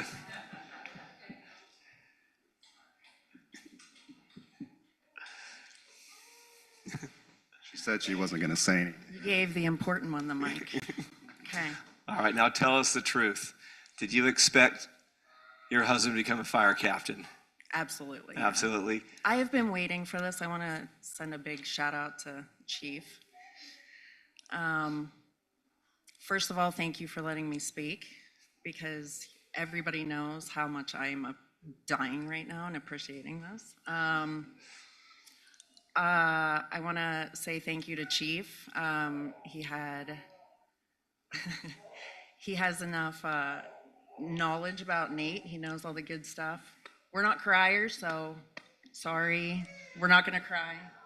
We'll make more inappropriate jokes than cry, but I'll try and keep it under control. I would like to say, just speaking for all the wives in here, we really deserve this promotion. So, and none of them would disagree. You know who sets the budget, right? It's these. So, no, Nate's a wonderful husband, and we've been married for 20 years this year. It's coming up. This is his reminder. September 3rd. It is September 3rd, yeah. So 20 years. So, and most of it has been fire. I have learned to love the mustache. We've got some good mustaches going on tonight. I mean, ours, it's not as good as Nellie's, but I mean, it's a different style. I like it. It's all right. We're working on it. But the suit helps, so thank you for the suit. So I want to ask you another question. I see your family here. What kind of an example is he for your boys? I mean, what does this mean to you for your boys to see your husband in this proud moment, and what does it mean to you? A serious question. Okay. Well, he also works a side business as well. He runs his own business. They have seen him grow over the years, full-time in business, full-time firefighter. As a leader, he excels. I mean, he's the leader of our family and our house, and now he can take it to the fire station. So he can run that for a little while. So very important as a role model to our boys. I think it's an inspiration to have a dad as dedicated as a great example that they can follow. So, yeah. What will the others in the department benefit from having him as part of that in this new role? Oh, jeez. That's a tough one. I know. You only asked everyone else like one. I know. So I thought I was done with a woo and back I there. know. So he's a great example. He'll make them work, but he'll lead by example. You know, he's not afraid to do everything he's asking them to do. So, and I think they like him. I mean, I don't know. I mean, I look forward to him going to work, so they probably look forward to him going away from There's the them, answer you we know? were waiting So, for. I don't know. Captain Anderson, I'll give you the last word. What does this mean to you? It means a lot. It's a great opportunity. Just happy to be here, happy to be with Washington City. It's a great place. We're a small department, but we're moving in the right direction. I think we have a lot of great people, in place, a lot of great men and women that work here, and it's just an honor to be able to lead them. Well, we're really, really proud of you. Congratulations. Thanks, appreciate it.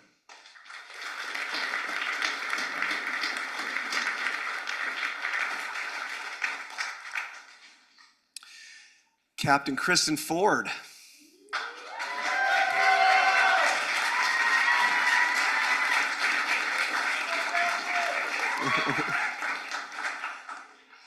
Sorry about my noisy crew. Oh, congratulations, Captain. I think we were in close proximity at the Christmas party this last year, so I know I can get a little rowdy. Yeah, dude, yes, we were in charge of the Christmas party a couple years ago. It did get rowdy. Tell us about this journey. I mean, what does this mean to you? It means a lot. I've been a paramedic for 15 years this month. I came here in 2008 and got my EMT right away, and then just kept on through school. I worked for Hurricane Valley Fire Department for 7 years, and I've been here for 7 years. So it means a lot to be, you know, I think that it's, as a senior firefighter, you know, you get to kind of still coach and mentor. It obviously means something a little more now. I get to like write people up or something if they, but I enjoy teaching and coaching and trying to get the new generation of firefighters to love this job and to be good at this job and to leave it better than I found it. So, how hard do you feel like you worked for this? I don't know. You put in the time and the effort, and I think that if you just kind of persist in doing your best every time that you show up and leaving it better than you found it, then it'll come back around to you. Wonderful. Family, who's here with Captain Ford? Oh, you heard them. Everybody. They're all It was the around. cheering section, right? Lara, could you come forward? This is my wife, Laura.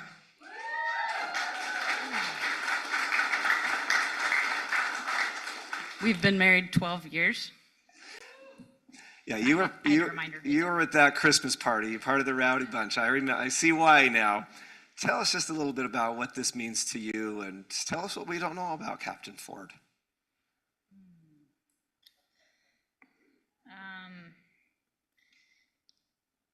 Cootie is the person that you go to when you can't figure out a problem. She is the go-getter. She is the big picture thinker. She is solid. That's who she is.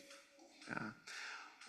What qualities will she bring to this role that will benefit the Washington City Fire Department?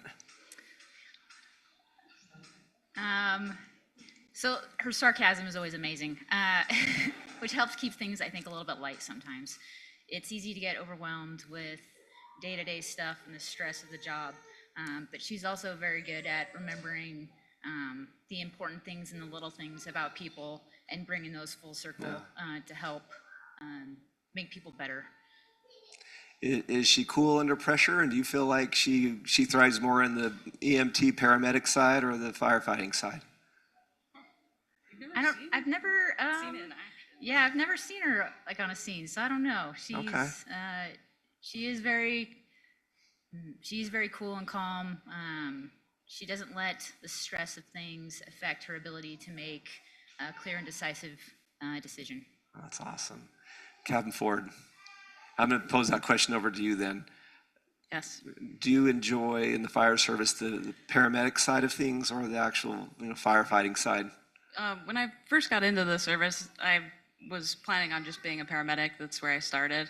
And but once I got into the fire service, I really liked the versatility and just the variety that you get to go on. You get to do both, and it's a lot more interesting that way. And so I really have grown to love the fire service, and I'm Good. very happy where I'm at.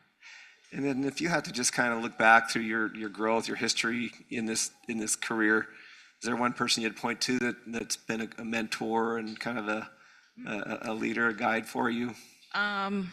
There's not just one person I can point to, but there's a whole bunch, and they line the walls. They're all, that is the right And, answer. I've got friends from Hurricane and that have come to support me, which is really great. And then my brothers over here.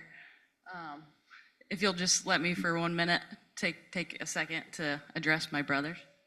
Sure. Well, mostly I just want to, should we do like a roast or toast thing? Should that be fun? No, Chief said no. Okay. I just wanted to say, these are truly my brothers. I've been, one of these guys I've worked with for 14 years. One of these guys I've worked literally in very close proximity for about 5 of that. One of these guys was a DJ at my wedding. One of these guys has the worst dad jokes, I mean the best dad jokes ever, and I look up to him like I literally look with you. way up to him.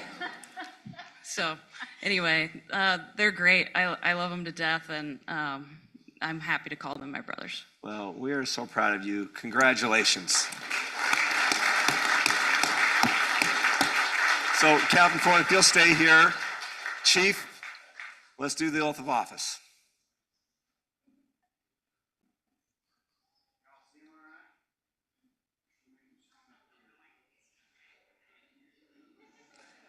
Class it up a little bit. There we go.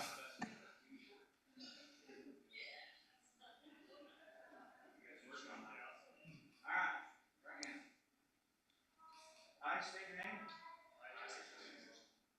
Do solemnly swear. That I will support, obey, and defend. The Constitution of the United States. And the Constitution of the State of Illinois. And I will discharge the duties of my office.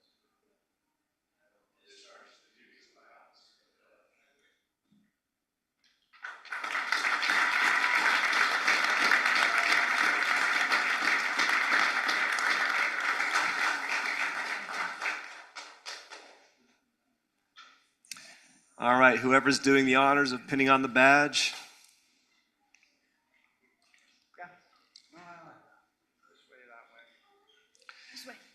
And just spread out along the front here.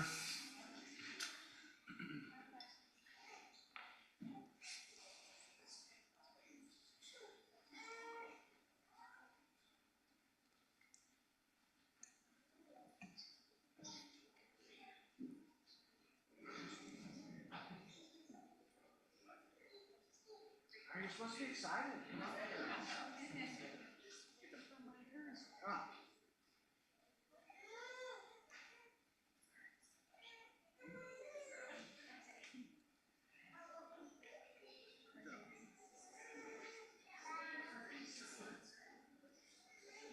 Quarter turn. Stand by. What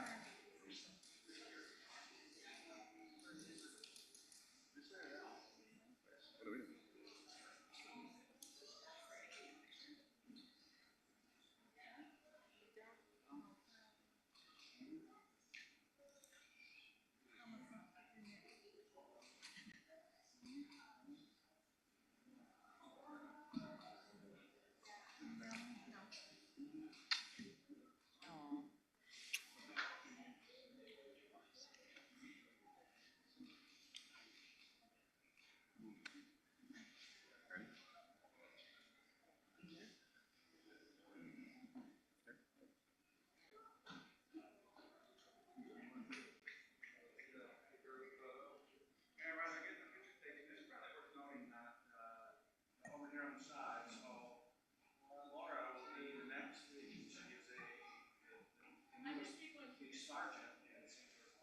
Oh, cool. Okay.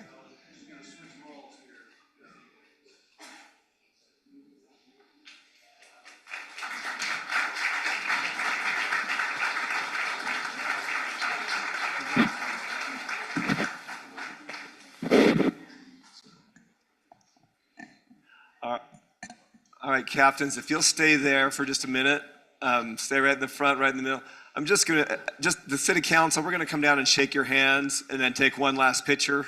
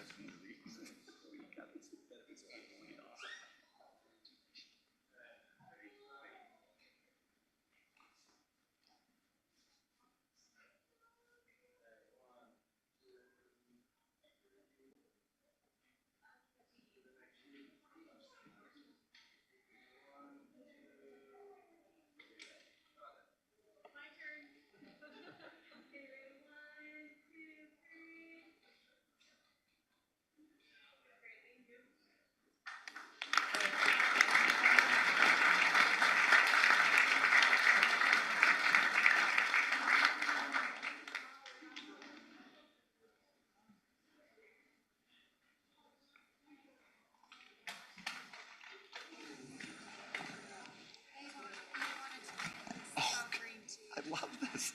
More treats? We will share these, and thank you. I know you're gonna go celebrate.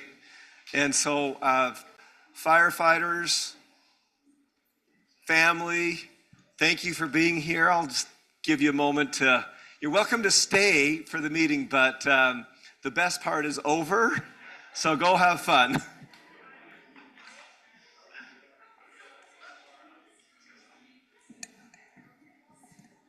Firefighters, go to the reception hall or Heritage Hall. That's where we're going. Don't get lost. Yeah, Heritage Hall, just south.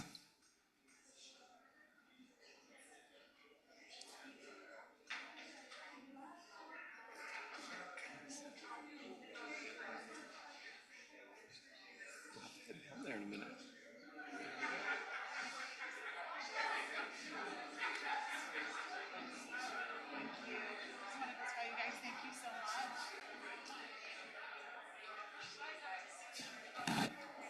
Hey, what's going on, buddy? Man, I hope you've had some treats down there because they left us with a lot. Right there. You found me?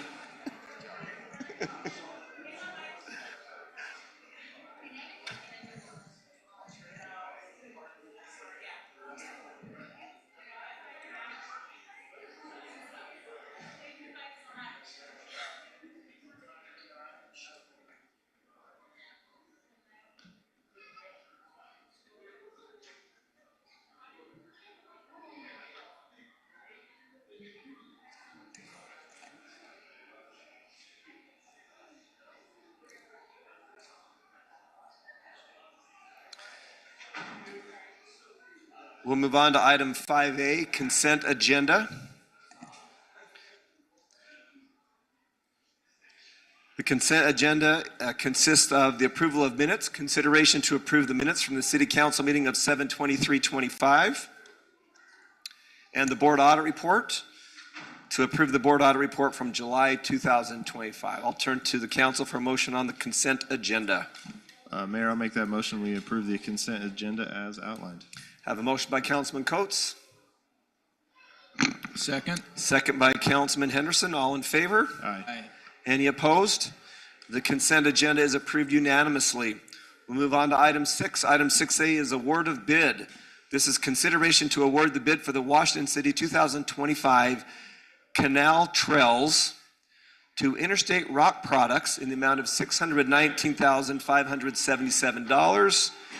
Assistant Leisure Services Director Paul Walker will present to the council on this item. This has been a day I have been waiting for, and not just for our amazing fire department, these canal trails. Paul, take it away. Yeah, good evening, Mayor and Council. We're really excited to have the next section of the historic canal trail come We got some photos of some of the plans. We're gonna add about 1.5 miles of trail. We've been doing a lot of work the last little while, collecting easements along the corridor that the canal trail is gonna go. So this section is from some existing trail near Red Sands Drive that will go up to Uinta Drive. We have a section there, that's kind of the northern end. This has 4 sections, and they kind of connect in some existing trail, but it's really gonna make some good connections. If you go on the next one, Eldon.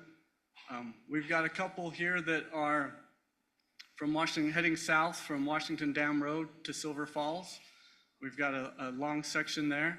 And then the next one is from Silver Falls down to Lost Ridge. And then we've got a section in the south that goes from George Washington Boulevard to some existing trail by 3990 South. So 4 sections added to our trail. It's 1.5 miles. We're really excited. We had a bid opening in July. We had 7 bidders, and Interstate Rock Product was the low bidder with $619,577. I'm happy to answer any questions you may have. Council, questions for Paul? Comments on this item? Well, it's like that we're getting more bidders now. Is that true? We got 1, 2, 3, 4, 5, 6, 7 bidders this time? Yeah, we had 7 bidders, and it was a really competitive bid. We got a really good price. We're really happy with the price that we got on this. Range from 619 to 927. Yeah. And we got a good reputable company. Yeah, we're really happy with Interstate. We're excited for this project. Council, further questions for Paul Walker? I want to thank you, Paul, and I know Jeremy's been working on this and others in this room in an elected and in a private capacity, worked really hard to make this happen. I know that there was a lot of effort, consistent effort on every single easement, and I know just the work that was put into that, and I just want to say thank you. This is something that will make a significant difference to the community. It'll connect neighborhoods. It'll connect neighborhoods to parks. It'll bring us together. I also want to thank the residents, some in this room that were very generous with giving easements that allowed us to make sections of trail. And we recognize that giving back to the community, and we really appreciate that. So yeah, this is a historic day. Can you talk to us just a little bit about the timeline on the mobilization and build out? So we're gonna have a pre-construction meeting. We're hoping to start construction in September and possibly have this wrapped up by Thanksgiving. We would love to have this project Turkey done. trot on the historic canal trail? Run for your 1.5 miles. Okay. Council, your opportunity to have further discussion and/or a motion. Councilman Coates, do you have any comments you'd like to make on Yeah, I this? just want to appreciate Paul and Barry. It's instrumental in getting this through, and it's been a 5-year process, and I just appreciate their help. They don't get enough recognition for what they do, so just want to appreciate you guys. Mayor, just kudos to what you said and what Councilman Coates said. This is really a give back to the community. It's something that I'm very proud of. I'm ready for a motion when you are, Mayor. Please, Councilman Ivey. I'd like to make a motion to award the bid for the Washington City 2025 Canal Trails to Interstate Rock Products in the amount of $619,577. You've heard the motion by Councilman Ivey. Is there a second? I'll second it. I have a second by Councilman Casperson. Recognizing that Councilman Coates is abstaining. All in favor? Aye. Any opposed? The awarded bid is approved unanimously as indicated on a vote of 3-0. Thank you, everyone. This is exciting. I'm going to be running that trail all the time, Paul. You know that.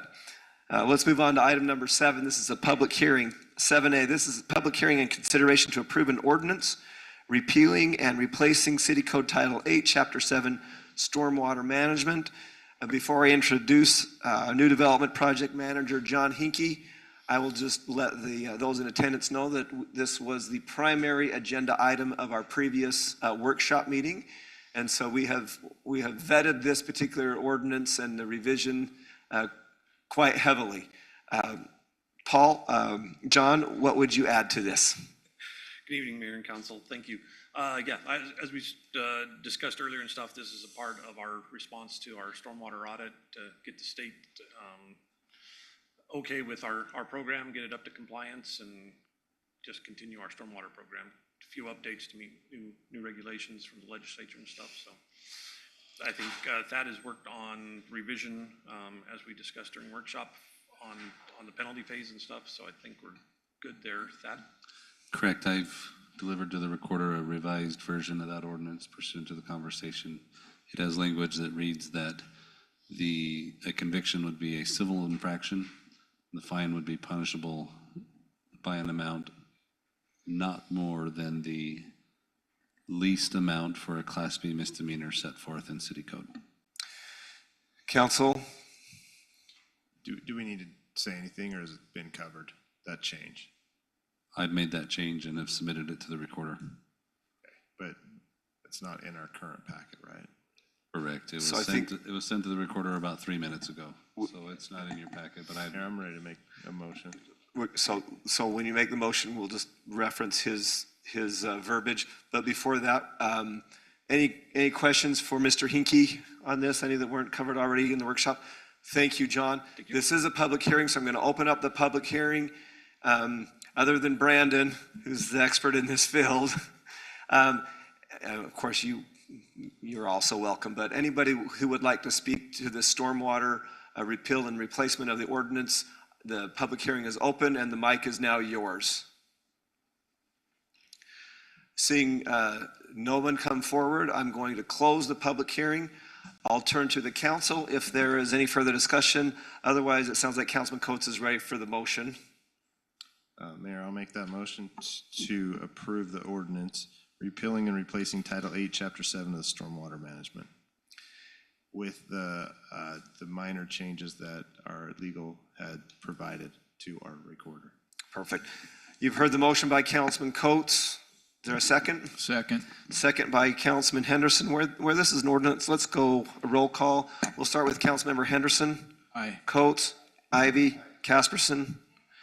That is approved unanimously, 4-0. Have a good night, Brandon. John, you're not off the hook yet. Next item, item 8 is an agreement. This is 8A is consideration to approve an ordinance agreeing for zone change Z-25-06. The applicant is American Land Consulting. City Attorney Thad Sigmiller will present to the council on this item. Thad.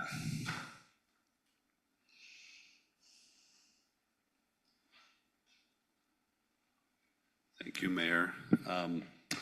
This is a real brief agreement, as you see in the packet. It was requested by the applicant, and I had no legal objection. City manager didn't have an objection. The concept of the agreement is essentially just a written document where the city states that the applicant's intending to submit a zone change, which would change from a current zone to a requested zone, if approved, and that the city agrees that if that's approved, but any plats or preliminary plat that they submit under that new zone were not to be successful, that the city would agree that they could revert back to the current zone.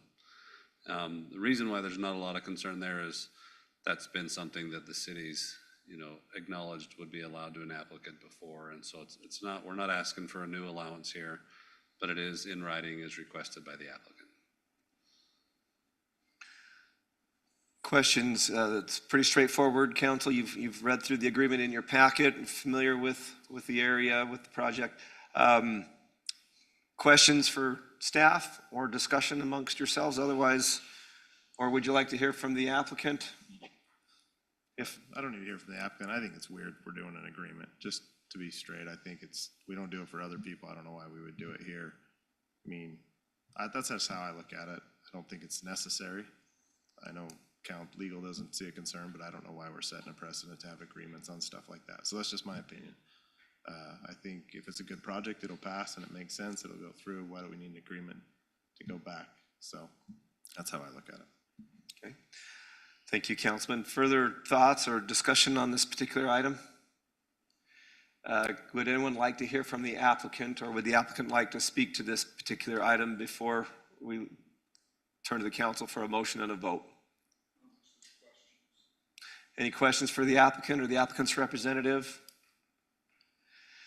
Seeing none, council, I'll turn to you for further discussion and/or motion if you're ready. Mayor, I'll make a motion.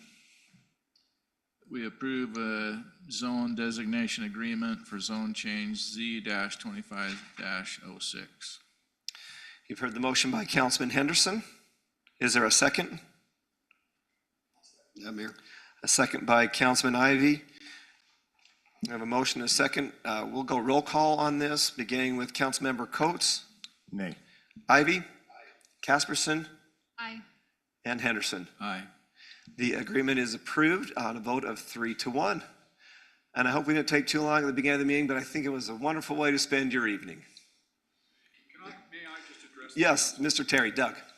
Mayor, it was an honor for us to be here tonight. This was a special night, and Council Member Ivy is not as old as I am, but I know that he remembers growing up in St. George, your neighbor community, and when the fire siren would go off, the mothers would rush out into the front yard and bring their children off of the streets, because the volunteer fire department members would be racing down the streets at breakneck speed to get to the one station, to get on the one engine to go and fight those fires. And we've come a long way, and it's these professional firefighters that it's just wonderful. I just wanted to say that. Thank you. Well said. Let's move on to item 9A. This is ordinance 9A. This is consideration to approve an ordinance for zone change Z-25-06 from C3 to R112 and open space located at Rocky Point Circle and Arizona Drive. The applicant is American Land Consulting. Community Development Director Eldon Gibb will present to the council.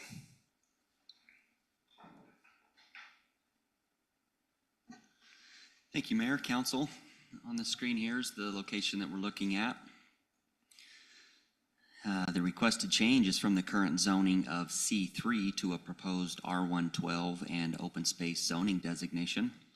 The general plan for this area is residential low density, which supports 3 to 4 units per acre, commonly associated with 10,000 square foot lots and larger.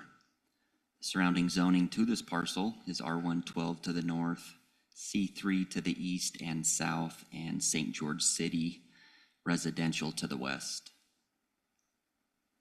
The R112 and open space request is for the purpose of developing the land into a single-family residential development.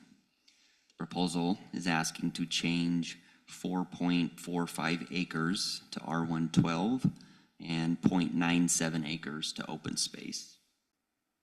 I'll put that exhibit on here. You can see the specifics of that.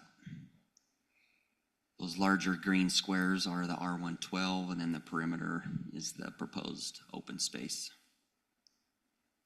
This project is in the Hillside and was reviewed by the Hillside Review Board, which minutes are attached to this report.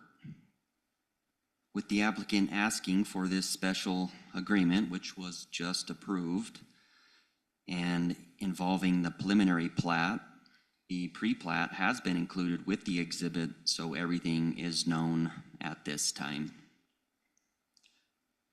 Change is approved, the applicant would need to submit the required preliminary plat application for city approval.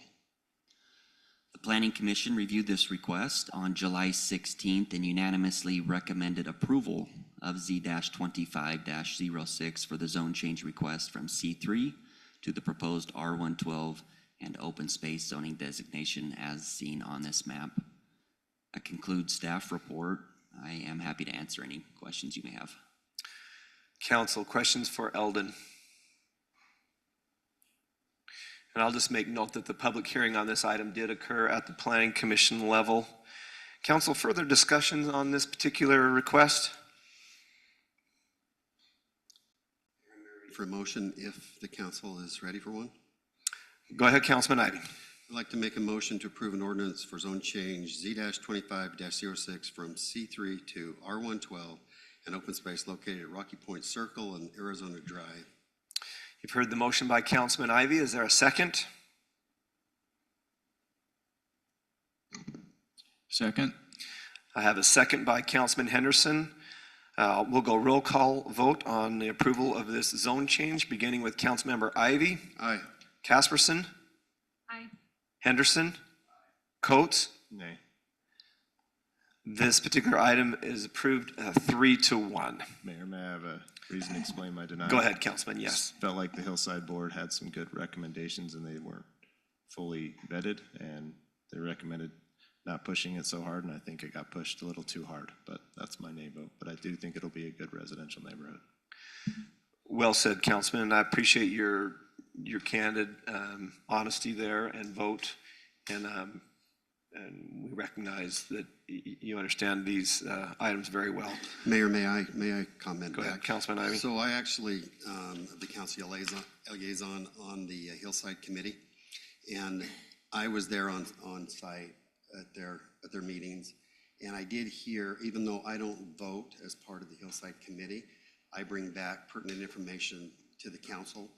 And what my thoughts and feelings were on this is that, and I don't want to get out over the skis, but just to maybe address tonight's concern, is that if you look to the left and the right of this, left is St. George and right is Washington, I don't feel like that the ask is going to significantly impact in any type of negative way the skyline or the vistas of our city in regards to this development. I feel like the other side of the coin, which would be the entitlement that they already had, would indeed create a negative skyline issue. So for me personally, I felt it was far more valuable to the city to go this route and to have a nice development, which a lot of it will be contained within the bowl that is there, and it'll be offset from the ridge, just like all of our zoning. So just to explain that, Councilman, I hope that adds just a little bit of clarification as to what, that's the reason I didn't have that or say anything on the front side. And I just read the report, and they recommended removing 3 of the lots and not pushing it so far, and I just look at it thinking we pushed it too far. But you know, that's just how I look. I think these hillsides are important to protect and make right. And if you don't, then they're gone forever. And we've got a lot of places that are gone and some places not. And I'm pro-development, but this one I thought got pushed a little too far. That's just my opinion, but so I'm sure they'll do a great development. So This is a great discussion. This is unique that this discussion happens after the vote, but the vote has already occurred. And so that's approved 3-1. And we wish the very best on bringing back a really nice plat and doing a classy development as we know you will. Thank you. Appreciate you all. Next item of business, item 9B. This is consideration to approve an ordinance for zone change Z-25-17 from R110 to PUDR located at 990 East George Washington Boulevard. The applicant is Lance Miller. Community Development Director Eldon Gibb will present to the council.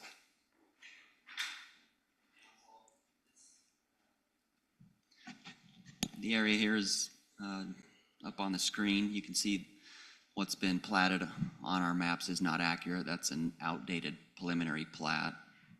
The applicant's asking to change from that. So don't let that confuse you as you're looking at that photo. The proposal is to change the zoning from R110 to a proposed PUDR zoning designation. Here's their proposed plan. And they're going to utilize the single-family development standards. In 2022, Washington City approved a pre-plat for this property, and since this approval, the applicant became aware of a fault line significantly hindering the layout of the approved plan. It includes 13 single-family lots ranging from 5,100 square feet to approximately 11,000 square feet. This is a 3.61 density unit per acre ratio. The proposal includes 29,000 square feet of open space left in its natural vegetation with a 10-foot asphalt trail that's part of the required amenity for this subdivision. The asphalt trail will be maintained by the HOA. The surrounding zoning is RA1 to the north with bonus density credits, R115 to the east, R18 to the south, and PUDR to the west. The plan for this area is low density, which allows 3 to 4 units per acre.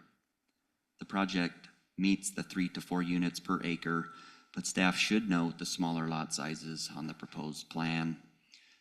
Does recognize the location of the fault line and the increased traffic on George Washington Boulevard. There's a master plan trail on the north side of George Washington Boulevard, and the applicant is planning to extend the back of the sidewalk so that the width of the sidewalk is 10 feet to accommodate this trail. The extension of sidewalk will be dedicated over to the city. On August 6, 2025, the Planning Commission reviewed this request and unanimously recommended approval of Z-25-17 for the zone change request from the R110 to the proposed PUDR zoning designation as shown in the exhibits. That concludes staff report. I'm happy to answer any questions you may have. Eldon, prior to the August 6th recommendation, was there a proposal that came forward with more lots than this? There was. That's a great point. This is the second revision. They reduced the lot count. Was it 16, Councilman Henderson? Do you remember initially? And now it's 13? I can't remember.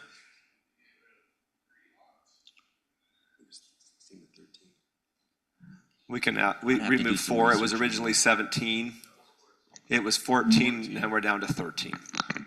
So remove 1 lot. Eldon, is there a reason are we requiring them to build that trail? They want to build that trail? It just doesn't go anywhere. So it's just a question I'm asking. In fact, they originally proposed north. The Planning Commission to the north. That didn't happen, so they looped it. They're asking for PUD, which requires amenity. Is the amenity proposed? Is there a reason that they're going PUD and not just straight zoning on this? Can they fit the lots on straight zoning? The smaller lot sizes. What would the lot sizes be if they went straight zoning? Lots that are 5,000 square feet.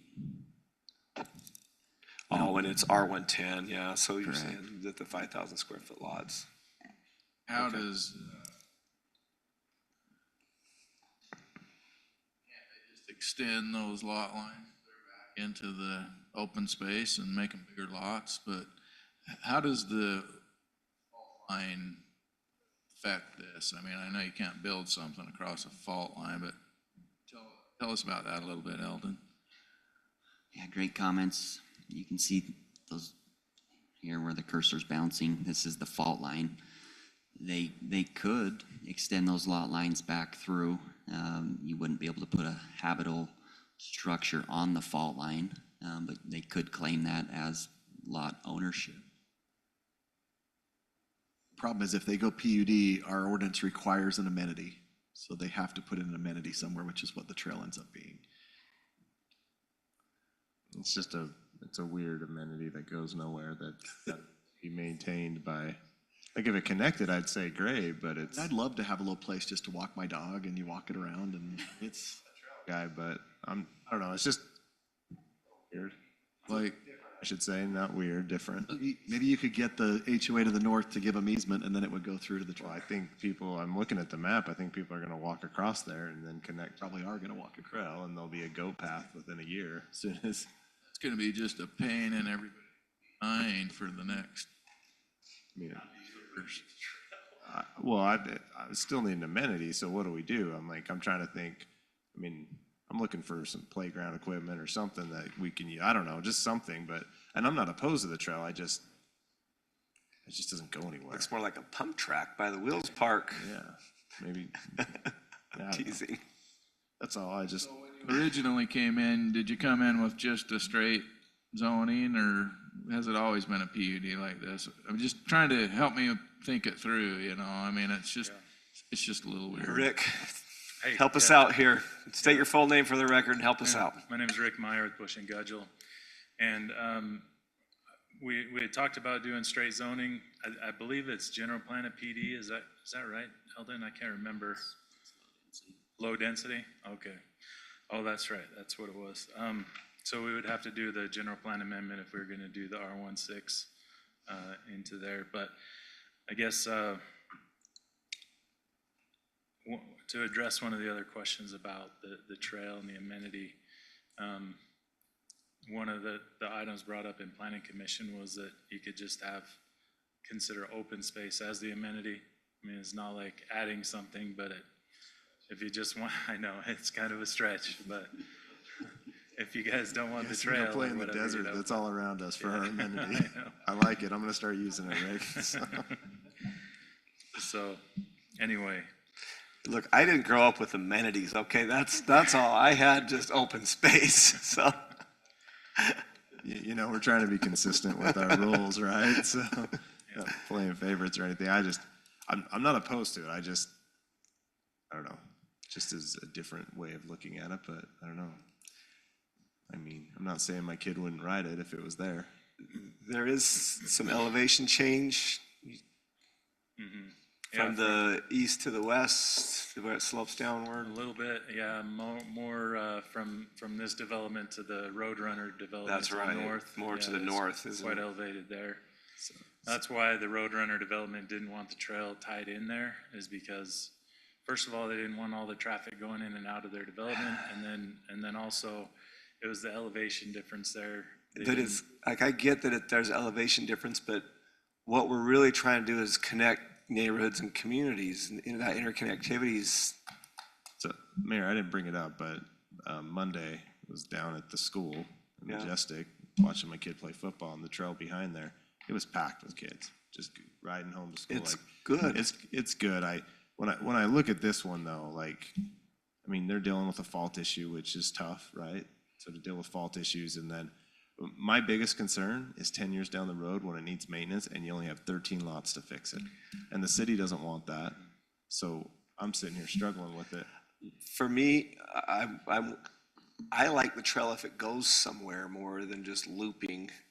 I mean, can you pull up the map to Roadrunner and just see where it would have tied in?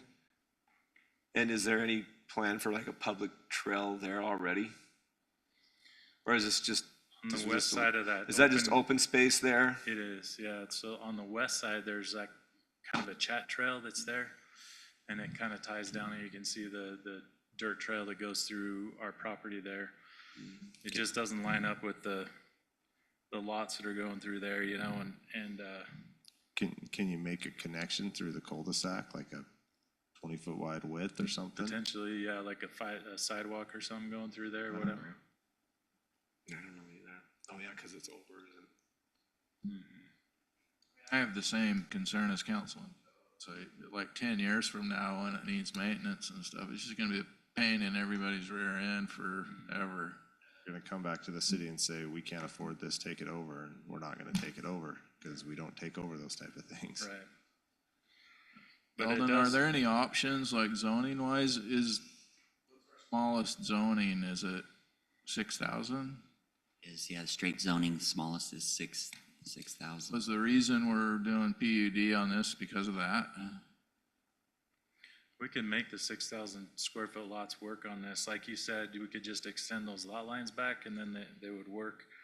It's just, we just have to go into that extra step of the general plan amendment at this point. If you guys are cool, like just. I mean, make what it do a- you guys prefer? I mean, we're kind of looking for some options, maybe. And What are some what's options? your front width, real quick, Rick, before Lance gets up? What's your width on those? Not the cul-de-sac lots, but the others, like. They seem really tight. Are you looking like 80 or tighter than 80? They look like about like that lot 9, for example, is like maybe 50 or something like that. Oh, wow. The elevations, I like everything about it except for, you know, that weird thing. So. Happy to do away with the trail. I mean, the trail started. If you'll just pull, I know you're tall, just pull it up as high as it goes and then state your name for the record. Oh, Lance Miller, applicant. I mean, the trail started as we said, as a way to connect. And the HOA is really against it. I don't know that we have the ability to force them to connect. And then it turned into a loop. Happy if we need to do playground. I mean, we are trying to keep the HOA costs down because one of the goals of this is to make it more moderate income. And I think that HOA costs can get prohibitive in these subdivisions. So we want to keep the amenities to something that the HOA can affordably maintain. If that being said, if the trail. So I have doesn't work, a question, is for Jeremy. So is there a way, I've had this happen to me in different jurisdictions where instead of putting in the trail, the cost or a portion of the cost would be allocated, because the Wills Park's across the street. Can we allocate, instead of putting a trail there that is useless, that a one-time cost that we can agree upon for the trail, instead of putting the trail, take that money and put it toward the Wills Park or something, or a trail in the community? I don't know if, Like, you always, as a council, have the option to negotiate that, especially on a PUD. It's negotiated. well, I'm just leaning toward that because then, and I'm not saying the full cost of the trail, I'm saying a portion of that be in lieu of Build an amenity, you have an amenity right down the street. We're gonna help with that amenity or some portion of it, and that becomes the amenity, essentially. something like that. It's just I don't know. that's great. I agree with you. It's weird. So would you just leave that open space? Just If you that, feel that leave meets it the open statute. space? If you feel that meets the statute, yeah. That would be just natural open space, Right. natural surface, Yeah. whatever. So the Well, my the understanding. lot of the lines would statute- just stay the same and that big weird thing would I be mean, just open space? We do have some room. My understanding is there is a statutorily established open space requirement, or not open space, HOA-owned space that's required for a PUD. That's a percentage of the total subdivision. Do I have that correct? So I think we are over that a little bit, so we could push those lots back and bump up right against the statutory requirement, and that would be fine. I think the only concern I have is just try not to put those lot lines inside your fault as much as Yeah, I mean, possible. the building envelope is going to be what it is. But Yeah, I'm just saying, but at least in your final plat, you need to dictate where those Yeah. perceived fault lines are, because they do come up, and just so a new boat builder or owner can look at the plat map and see those fault lines. No, we could shrink the open area, the common space, down to the statutory requirement and do that. That's easy. So then the only maintenance that the HOA would have to do would be that strip along the front. It's a shared maintenance Yeah, on and that that. has to be And the landscaped, that's my detention pond. understanding. And the detention pond, okay. Where's your detention? That strip along the front. Oh, that is your LID, okay. That makes more Councilmember- sense to me than doing that little trail. Councilmember Casperson, Ivy, thoughts? I mean, what do you guys think? I think the trail is silly, so I'm fine with that. And I agree, if we can put the resources somewhere where they get used more effectively, as long as the council feels we've met the statutory requirements for the PUD zone, I'm totally fine with it. Point, you have these lots having trail amenity. There's been nothing done on. I think it makes sense to utilize that in another area. You know, I love this creativity. You're trying to abide by what we're doing, your neighbor wouldn't. So just to make sure on your question of advertising, he requires that applicants may notice out to certain landowners in the proximity. And the planning commission did that, had a public hearing. So there has been some showing of this concept. Of that. This isn't the first time it with a group of, was there citizens on that? Two, I think. Few citizens that had an interest in it, yeah. So there's been not advertisement commercially, but we have given notice of it. That clarification, I just wanted to make sure that there wasn't anything that would come up after. But I agree. I think we can utilize a recreational something somewhere else that would benefit the citizens. And you know what, honestly, as a kid there, having some natural outdoor space right there, it might be it might be real fun, so. Yeah, that makes a lot of sense. I think it's a great creative solution. I like council where you're going with this for what it's worth. I would just ask the applicant to just, I like that you also included in the packet some floor plans and elevations of potential housing that could go there. I recognize that this is a relatively narrow lot, but I think what you're trying to show is that you can build homes here.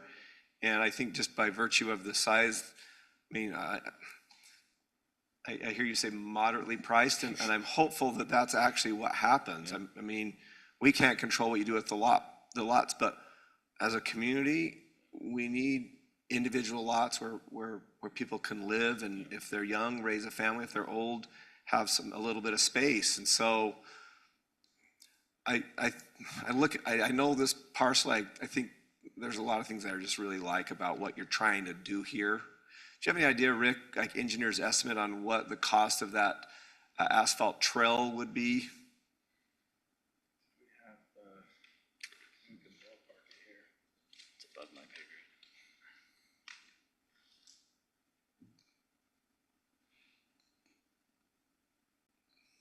The 6,000 square feet, I'm guessing it'd probably be in the order of $20,000. From 3.5 to 4. We just did 1.5 miles for 667,000. It's a touch more than that. It didn't go to council. I like where you're going with this. Well, and piggybacking on the mayor's comments, I think this property is unique in that there's no one being harmed by the higher density. The people to the north would have the same number of lots bordering them regardless of the density. The people to the left, I get my directions mixed up, they don't care. And so it's unique in that it gives us the opportunity to put higher density close to the city center and not impact the typical parties that would be impacted. And it's a good use for the ground because of the traffic on George Washington Boulevard. I think the options are limited. Yeah. Council, I think as the city manager pointed out, you have some legislative discretion on this PUD zoning and where the amenity is or where the cost of the amenity might be applied. But I'll just leave this to you to have that conversation and vet this. No land use. I'm ready to stab at a motion, and you let me know what you think.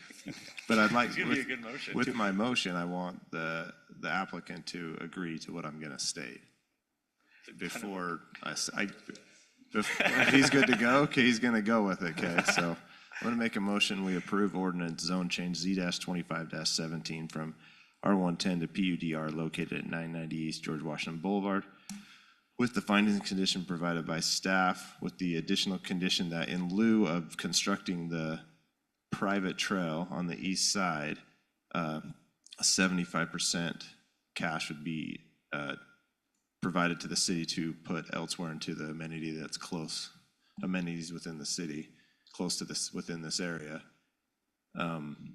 with an approved engineer's estimate approved by our Public Works.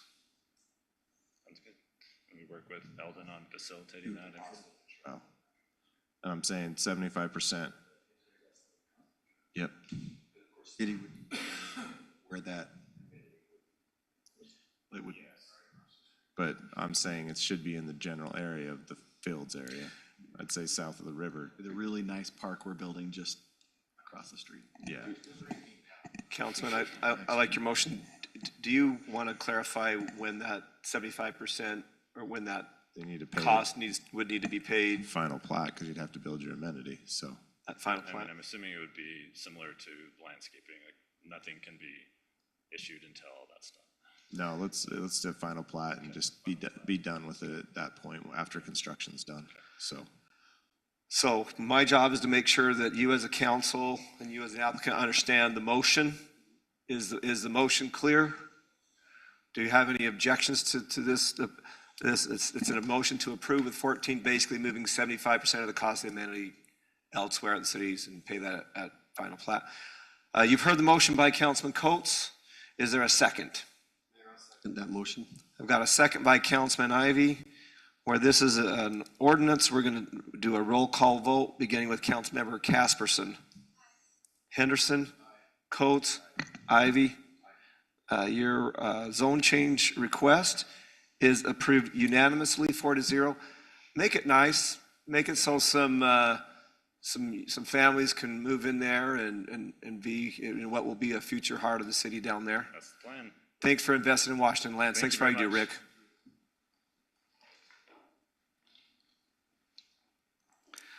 Item 9C. This is consideration to approve an ordinance for General Plan Amendment G-25-04 from low density to PUDC located at 2651 South Washington Fields Road. The applicant is Ascend Land Consulting. Community Development Director Eldon Gibb will present on this item, and I will also make note, as on the other ordinances that are being considered by the council this evening, that the public hearing on this particular item took place at the Planning Commission level. Mr. Gibb, take it away. The current land use designation at this location is low density. I can put that on here, you can visualize that. And the applicant is proposing a change to PUDC for the possibility of developing the area into a commercial use.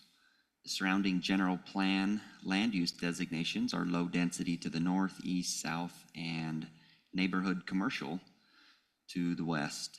Staff has reviewed the request and is comfortable with the proposal as it ties into the neighborhood commercial to the west and could provide a buffer from the land adjacent to Washington Fields Road and the existing residential units to the east and south. On August 6th, the Planning Commission reviewed this request and unanimously recommended denial due to concern of access to the site, and that was for G-25-04, as shown here in the exhibit. That concludes staff report. I'm happy to answer any questions you may have at this time. Eldon, can you go over the uses that are requested? GDC. Well, with this being general plan, it's, high level. That would follow this application with the zone change. Okay. It was just mentioned that it would be a wedding venue / floral place in the applicant, so and I understand it's general plan, but I just wanted to understand. We saw this application before, and they went out and got a secondary access, and so I feel more comfortable with it than the first time it came around. The other thing I like about it now is that before it was straight, and so that was the intention, but it could have changed into something else. At this point, you'll get to look at it, you'll get to review those uses, and it would have to stay that item, or they'd have to come back and rezone it. So it narrows the focus a little bit, which is nice. Eldon, can you tell us about the new secondary access? You bet. You can see on the south hand, there's a small nub here. The applicant purchased that and is including that with this plan to provide a one-way, last I heard, a one-way secondary access out of this site. So theoretically, maybe one way in and then out that other way. So just kind of a one-way thing. So. Can we ask John to come up and ask? John. I know you love to talk. It's a little late. This will be the fourth time that you've talked about this one, but I'd really like to hear you explain about it. So can you talk just about the width and the different requirements that the city has, and then the distance between, the Lost Ridge, and how, you have to have the distance between that and another road. Can you just talk about what you did basically in Planning Commission? Sure.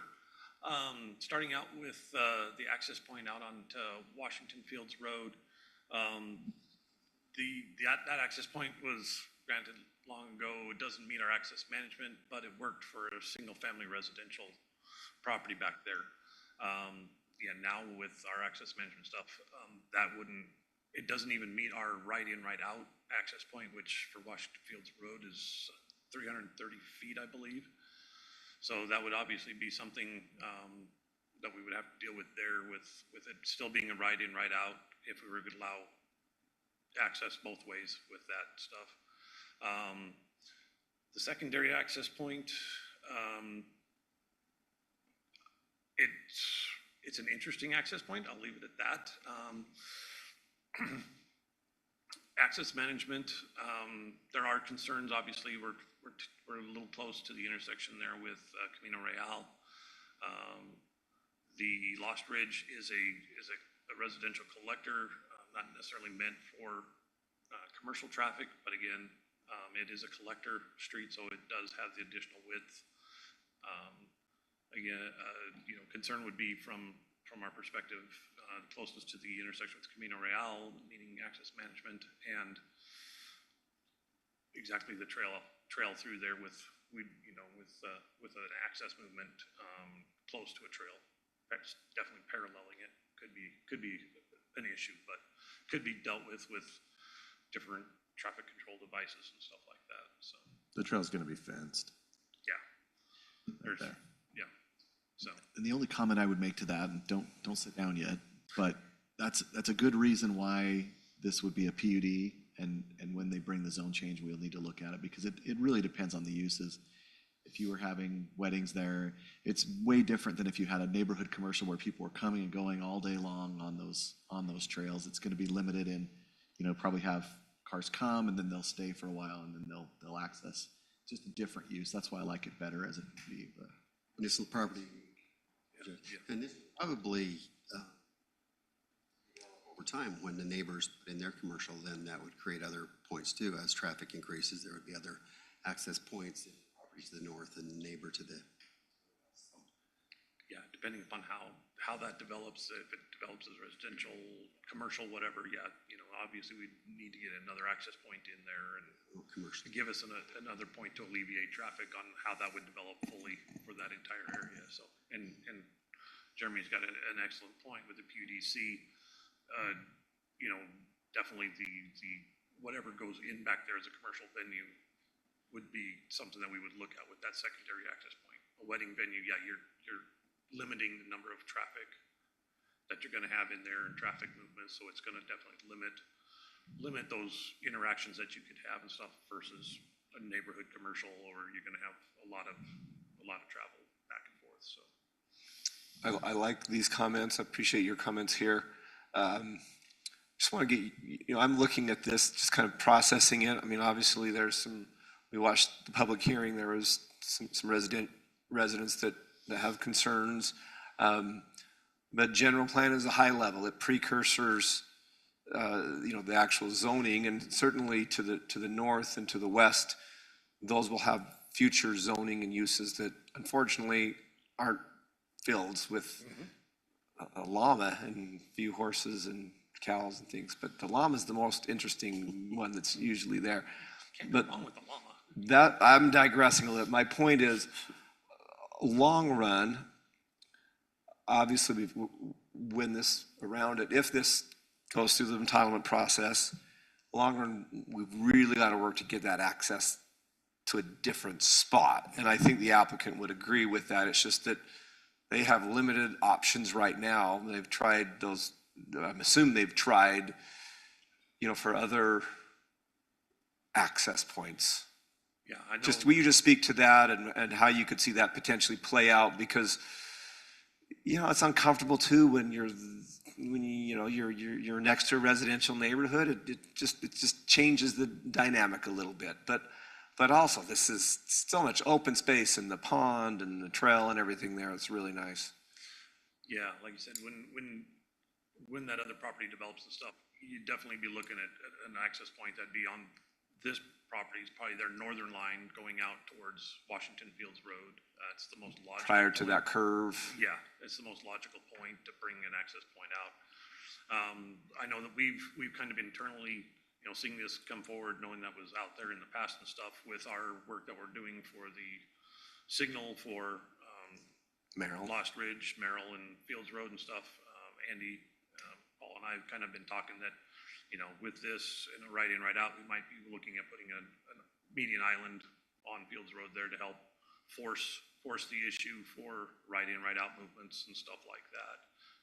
One of the things that we've found that doesn't seem to work very well are the pork chop islands. They never, especially on a wide road, they don't inhibit traffic from making that illegal left. Medians mean you mean business. Yes, it's like, please try to. So, so yeah, I think, you know, in ultimate development of this, yeah, we'll have another access point eventually from this area onto Fields Road. Further questions for John?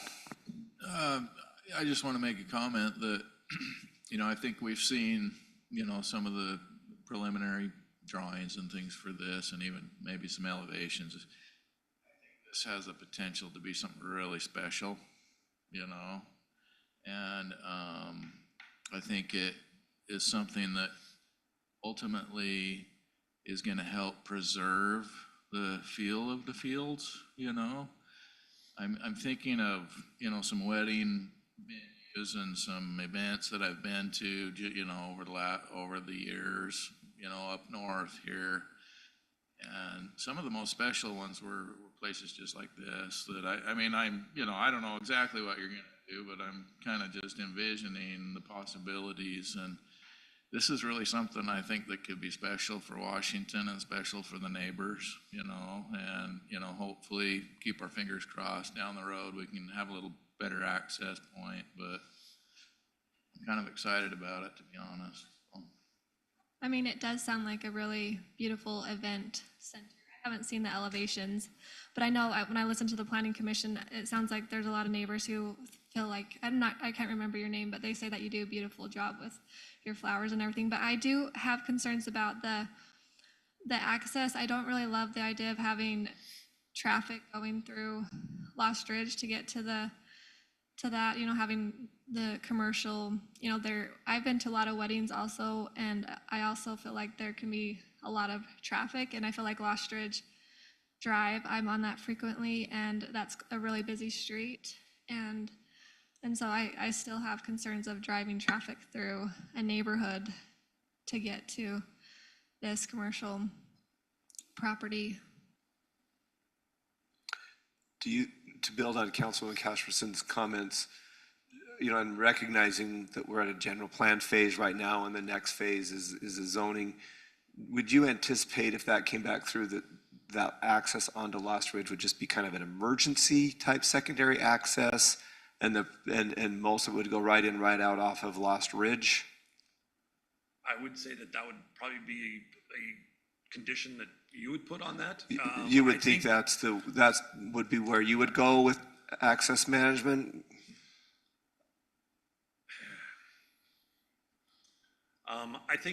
I think we could make the Lost Ridge exit work. It's not my favorite, because yes, I would prefer to have traffic go out to our arterial road instead of trying to put it in through a residential area. But I think we can make, with certain conditions, we can make it work.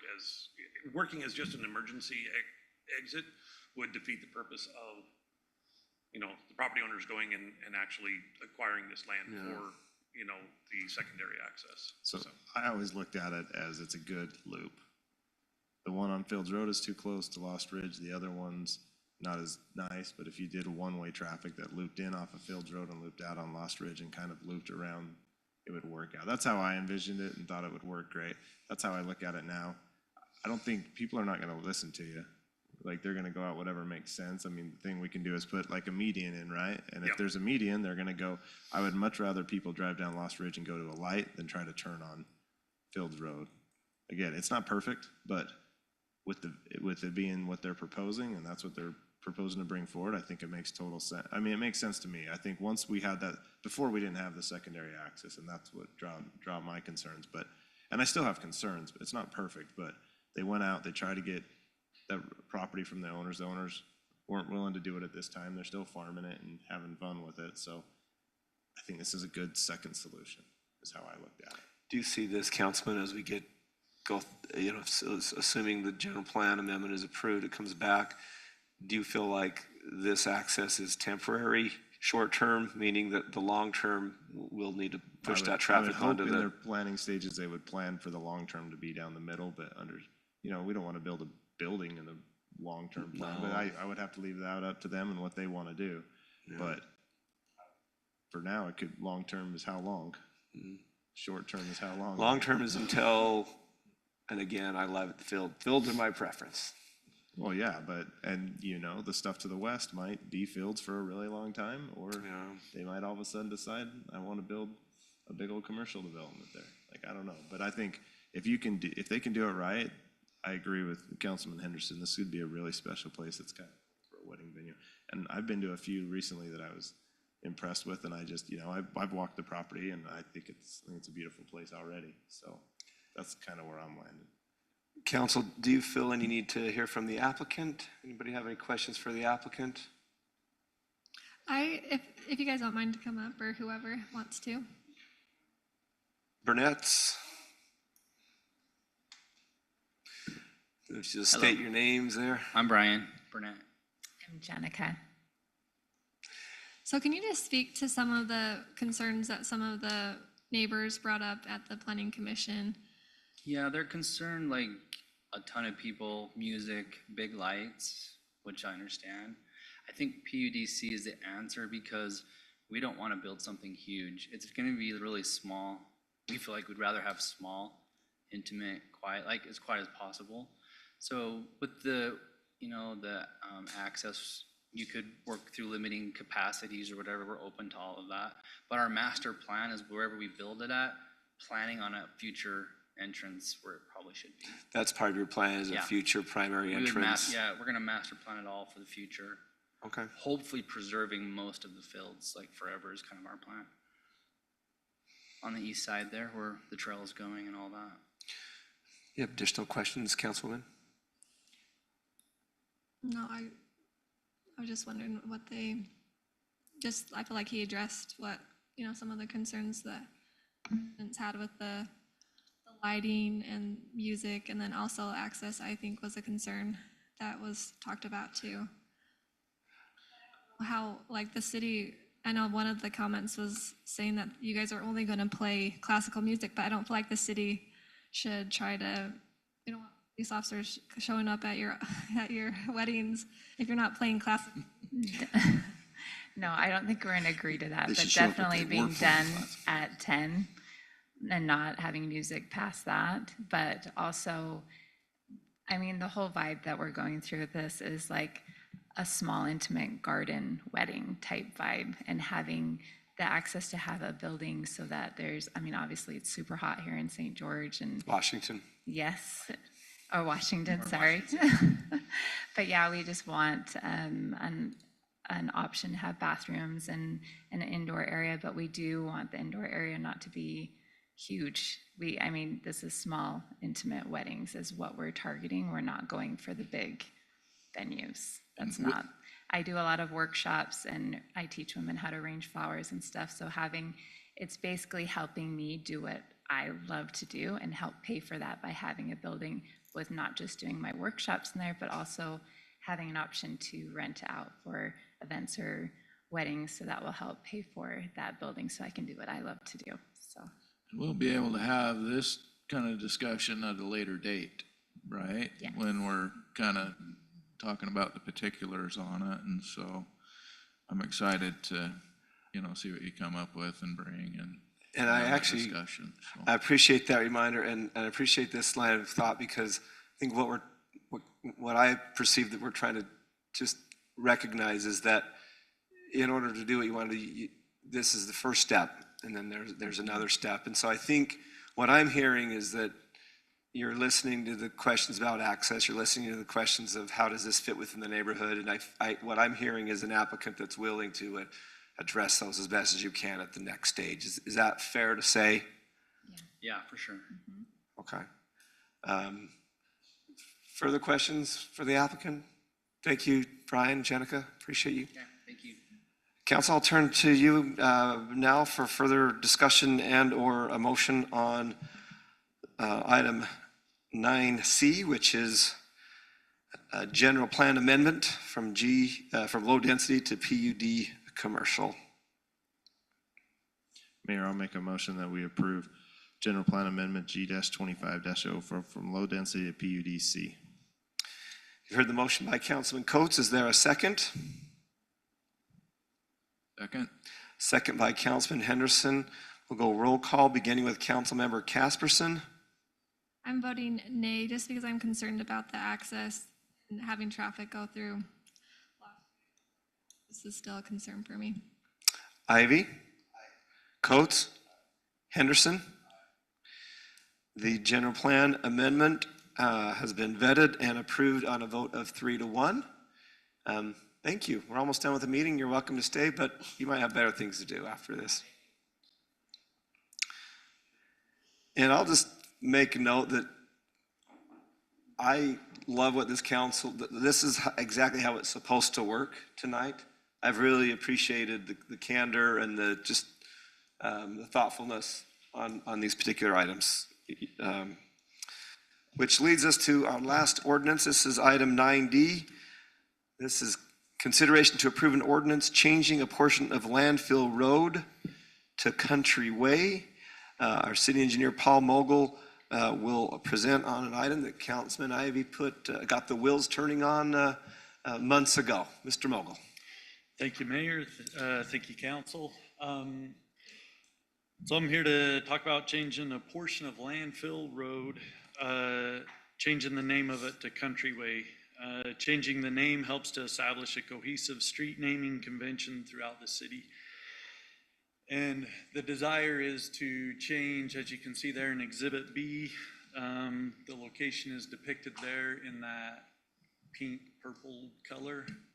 It would be starting there at the intersection of Landfill Road and Country Way and going over to Telegraph. The description of the location is outlined in Exhibit A.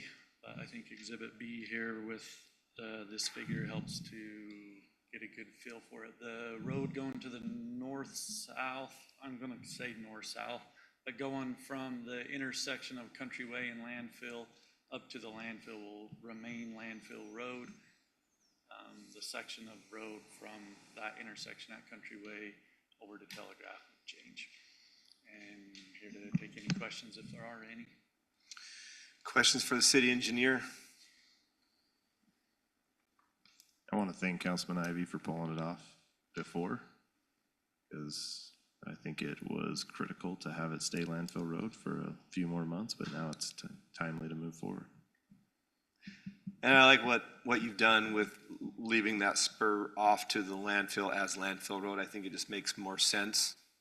Yeah, they appreciated that too, so it wasn't, they didn't have to change their addressing and all that. Yeah, right. All right, if there's no discussion on this item, I'll call for a motion. I'll make a motion that we approve the ordinance changing the name from Landfill Road to Country Way. You've heard the motion to approve an ordinance changing a portion of Landfill Road to Country Way by Councilman Coates. Is there a second? Second. I have a second by Councilman Henderson. We'll go roll call, beginning with Councilmember Ivy. Coates. Aye. Henderson. Aye. Casperson. Aye. That is approved unanimous. Thank you, Paul. Have a great night. Move on to item 10, report of officers from assigned committees. We'll begin. Councilman Henderson. I don't have anything to report, Mayor, but I do have a mosquito district meeting tomorrow and a shade tree committee meeting 2 weeks from today. So next week I'll have some stuff for you next time. Great. We'll look forward to that. Councilman Coates. Yeah, I got a couple things to go over. First off, with the Country Way, with Jeremy's help, we were able to get $500,000 from $250 from the county and $250 from the landfill to help us repave Landfill Road, now Country Way. So I appreciate Jeremy's help. And I appreciate the county commissioners approving it. I went to their meeting, which was the first time I've actually been to one of their meetings, and they hold them so early in the day, it's hard to get to for me. But they were gracious enough to work with us to get the $250, and then we had board meeting on Monday, and the board approved it and felt it was much needed. Our goal is to start finding a way so we don't. This is kind of a. It's not a permanent fix. It gets us to the next few years fix. So our goal is to start saving now for some of that road, and so we're going to work on some things long term. I think we need to finish what we're planning in our city with our streets, and kind of incorporate and make a plan what we want to do before I go back to the board. So what we're going to we're going to put a geofabric down on top of the existing surface. It's kind of like it's a newer product, and then repave over the top of that. So it's kind of I've never done it, but Andy and Streets Department and Blake had dealt with it a little bit and had good success. So hopefully it works good for this road. I'm sure there's some areas we're gonna have to fix too, but I don't know. Very needed, and $500,000. 7 to 10 years more out of that road. But then we need to look at a major reconstruction, widening, climbing lanes, depending on the traffic that continues to increase. So. Yeah. So. I've added my signature to yours. Okay, Jeremy can get copies and email them to me. I can get them out to everyone. So appreciate that. And then I don't have any, and then we're going to UAMPS next week. Should see how that conference goes and with the power department. Those conferences are always good times, and you get a lot of good information and learn a lot of stuff for it. So that's all I have to report tonight, Mayor. Great work, Councilman Coates. Councilman Ivy? Can't think of a road that needed to resurface more. Good work, Councilman. That's, everyone that drives that road will be thanking you. They have to wait a minute. It's like Christmas. I do have several things, Mayor. The legislative policy, we're in our interim committees right now. The next one is August 20th, 21st. The major topics that are being talked about are the state housing plan, the technical committee, and then on the land use task force side, they're discussing annexations, policies, infrastructure, and housing advisory committees. And like I said, these are interim council, so they're different than regular legislative. There's committees, there's sometimes hard to get a lot of information out, but we've got one August, September, October, November, then the session starts that first week of January. At the MPO, we're having discussions here at the city to be ready for TIF and TTIF road discussion, where we will prioritize monies to go to the roads that we determine that are priorities within the city, and be able to make sure that we're using that money the best possible. And we just wanted to create a good roadmap, get it? Roadmap to get back, so that we understand what our priorities are and how to best utilize those funds. There's also ongoing discussion about trail etiquette signage standards.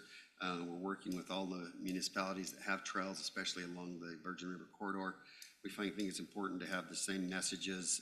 People don't know what city they're in, but we should be able to drill down on that, and where it'd be noticed that they're in Washington or St. George or Santa Clara, then the ordinance would be pretty much similar, because I think all the cities basically have the same interests and same concerns.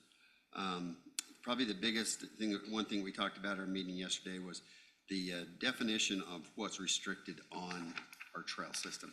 Now, it's common sense to a lot of people, but a lot of people get pulled over or talked about it. They swore that they thought that they could ride it. Well, you can't ride Ciarrons, you can't ride basically anything that's motorized that.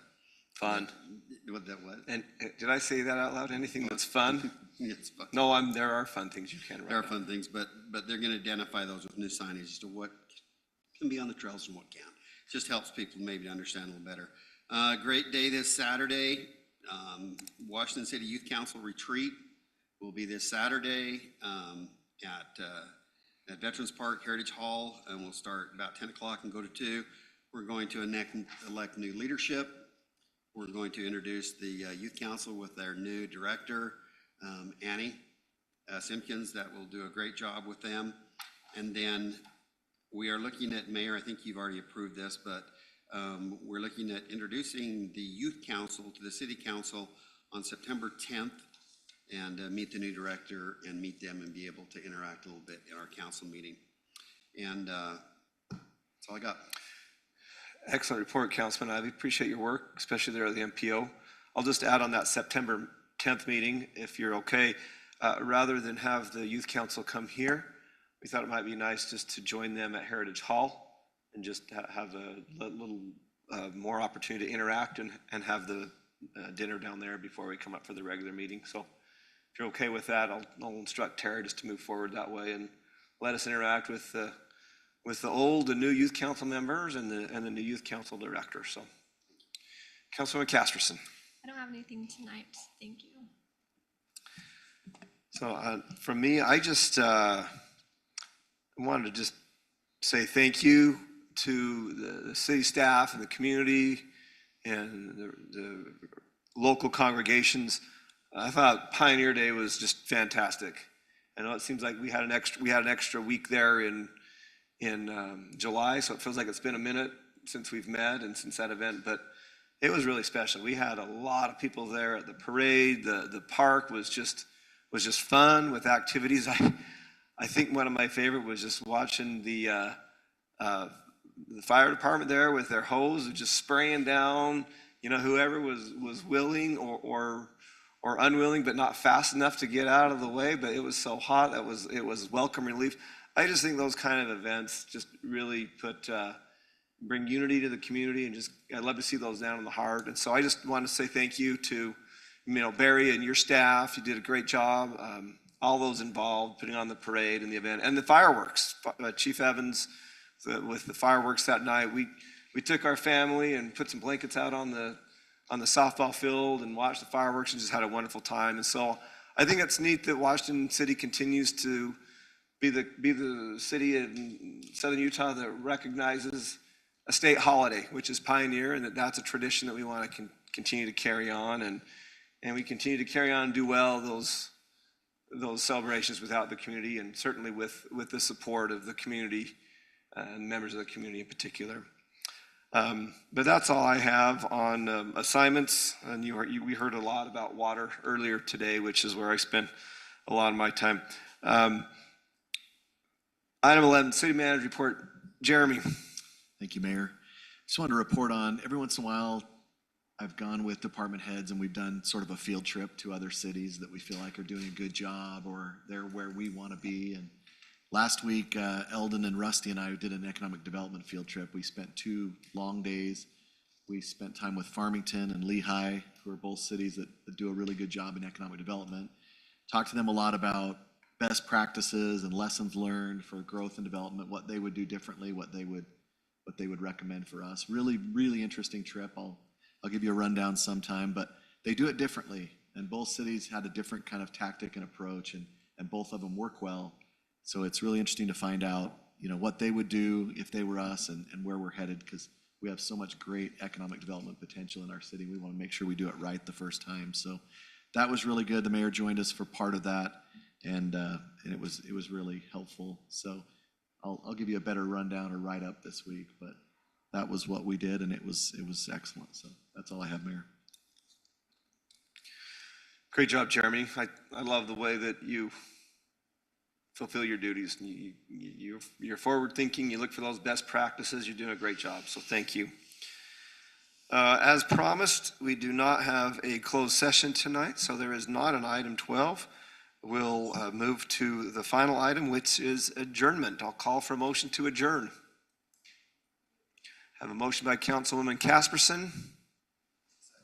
Second by Councilman Coates. All in favor? We stand adjourned until August 27th.